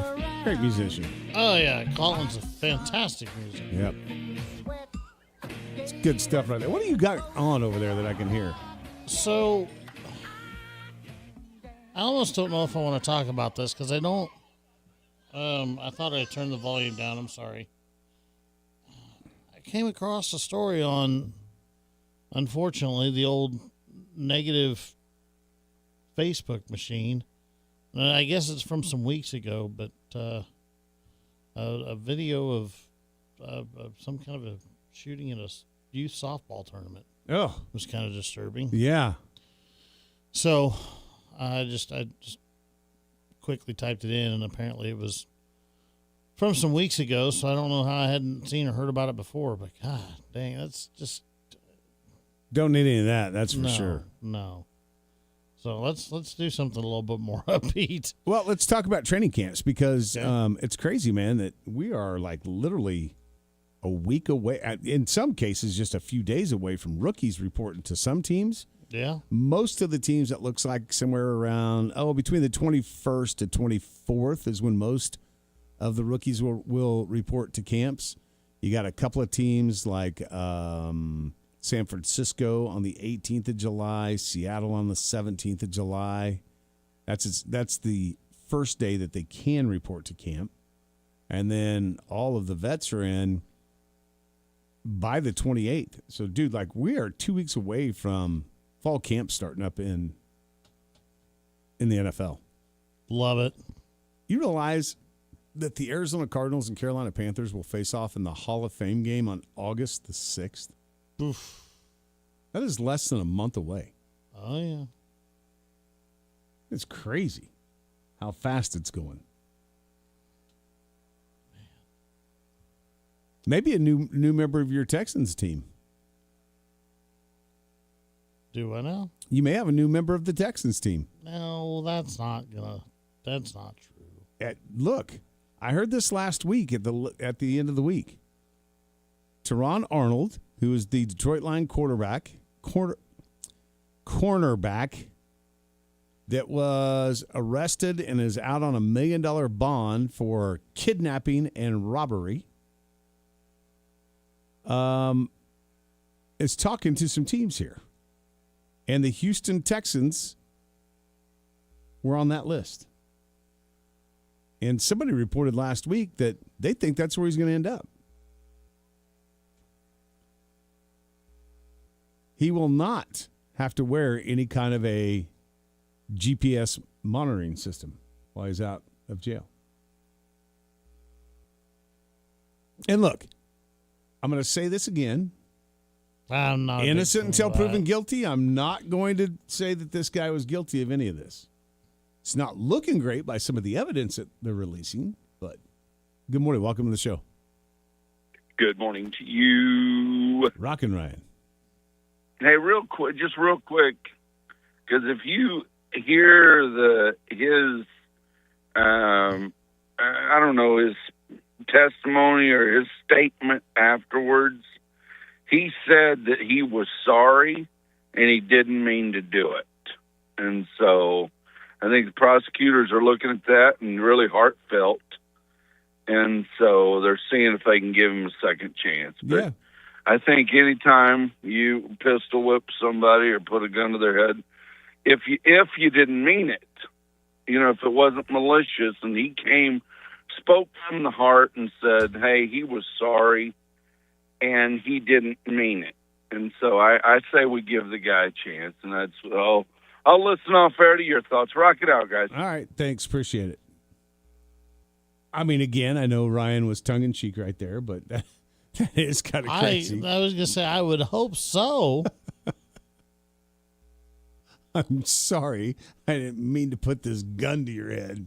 Yeah, I didn't mean to pistol whip you and, make you fear for your life. It's not funny. We shouldn't be laughing about it.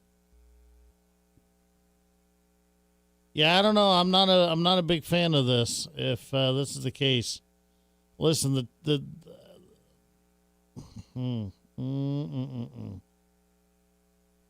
Texans already have a great defensive unit. They don't need to bring this kind of cloud into the mix, in my opinion. Well, I mean, he's free to play, and if you are in need, if you're a team and you're in need, you can't shy away from him just because. Right now, but you can. You can wait for the legal process to take its course, and if it's proven that he's innocent, then go. Well, then if he go get him. confessed to this, then yes. I don't know why the league would let him remain in the league if he confessed to it. If he went and said, yes, I did this, but I'm sorry, I didn't mean to do this, as crazy as it sounds, that's a confession. You got to, at this point in time, cut him from the league and let the legal process work itself out. But if there's evidence that they feel like, he's being wrongly accused here, then you got to let him in the league and you got to let him play and you got to treat him like every other player out there.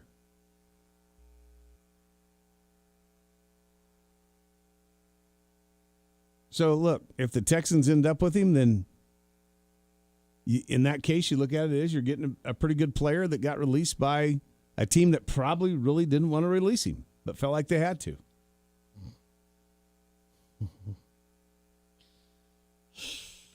I don't know. I still don't like it. I don't know why the Texans would want to bring in another defensive back when, like you said, they got a pretty solid defense. Like, I could definitely see teams like the Saints and some of those that were mentioned in here as teams that are talking to him being much bigger prospects or possibly for him to be at. Yeah, that's the part of it I don't understand. I mean, I get that teams are always searching for depth, but can you bring in a guy that has a little less controversy hanging over him right now? And I get it. I agree with you. Innocent until proven guilty, but that doesn't. This is a situation where, if, as a sports franchise, just avoid the controversy. But Chuck, are we to the point in these professional sports leagues, and especially the NFL with as many guys that are on the rosters, are we to the point, can we find one single team that doesn't have somebody on their roster that has had some kind of issues with the law? No, probably not. Like, seriously, if you go down the list, is there one single person or one single team? Listen, you're probably not wrong. I have to do some research on that and see. I mean, yeah, you're probably not wrong. It's going to do it for us. Thanks for listening to the show. Appreciate you making us a part of your morning and to start off your work week in the zone. Phil and James, straight ahead.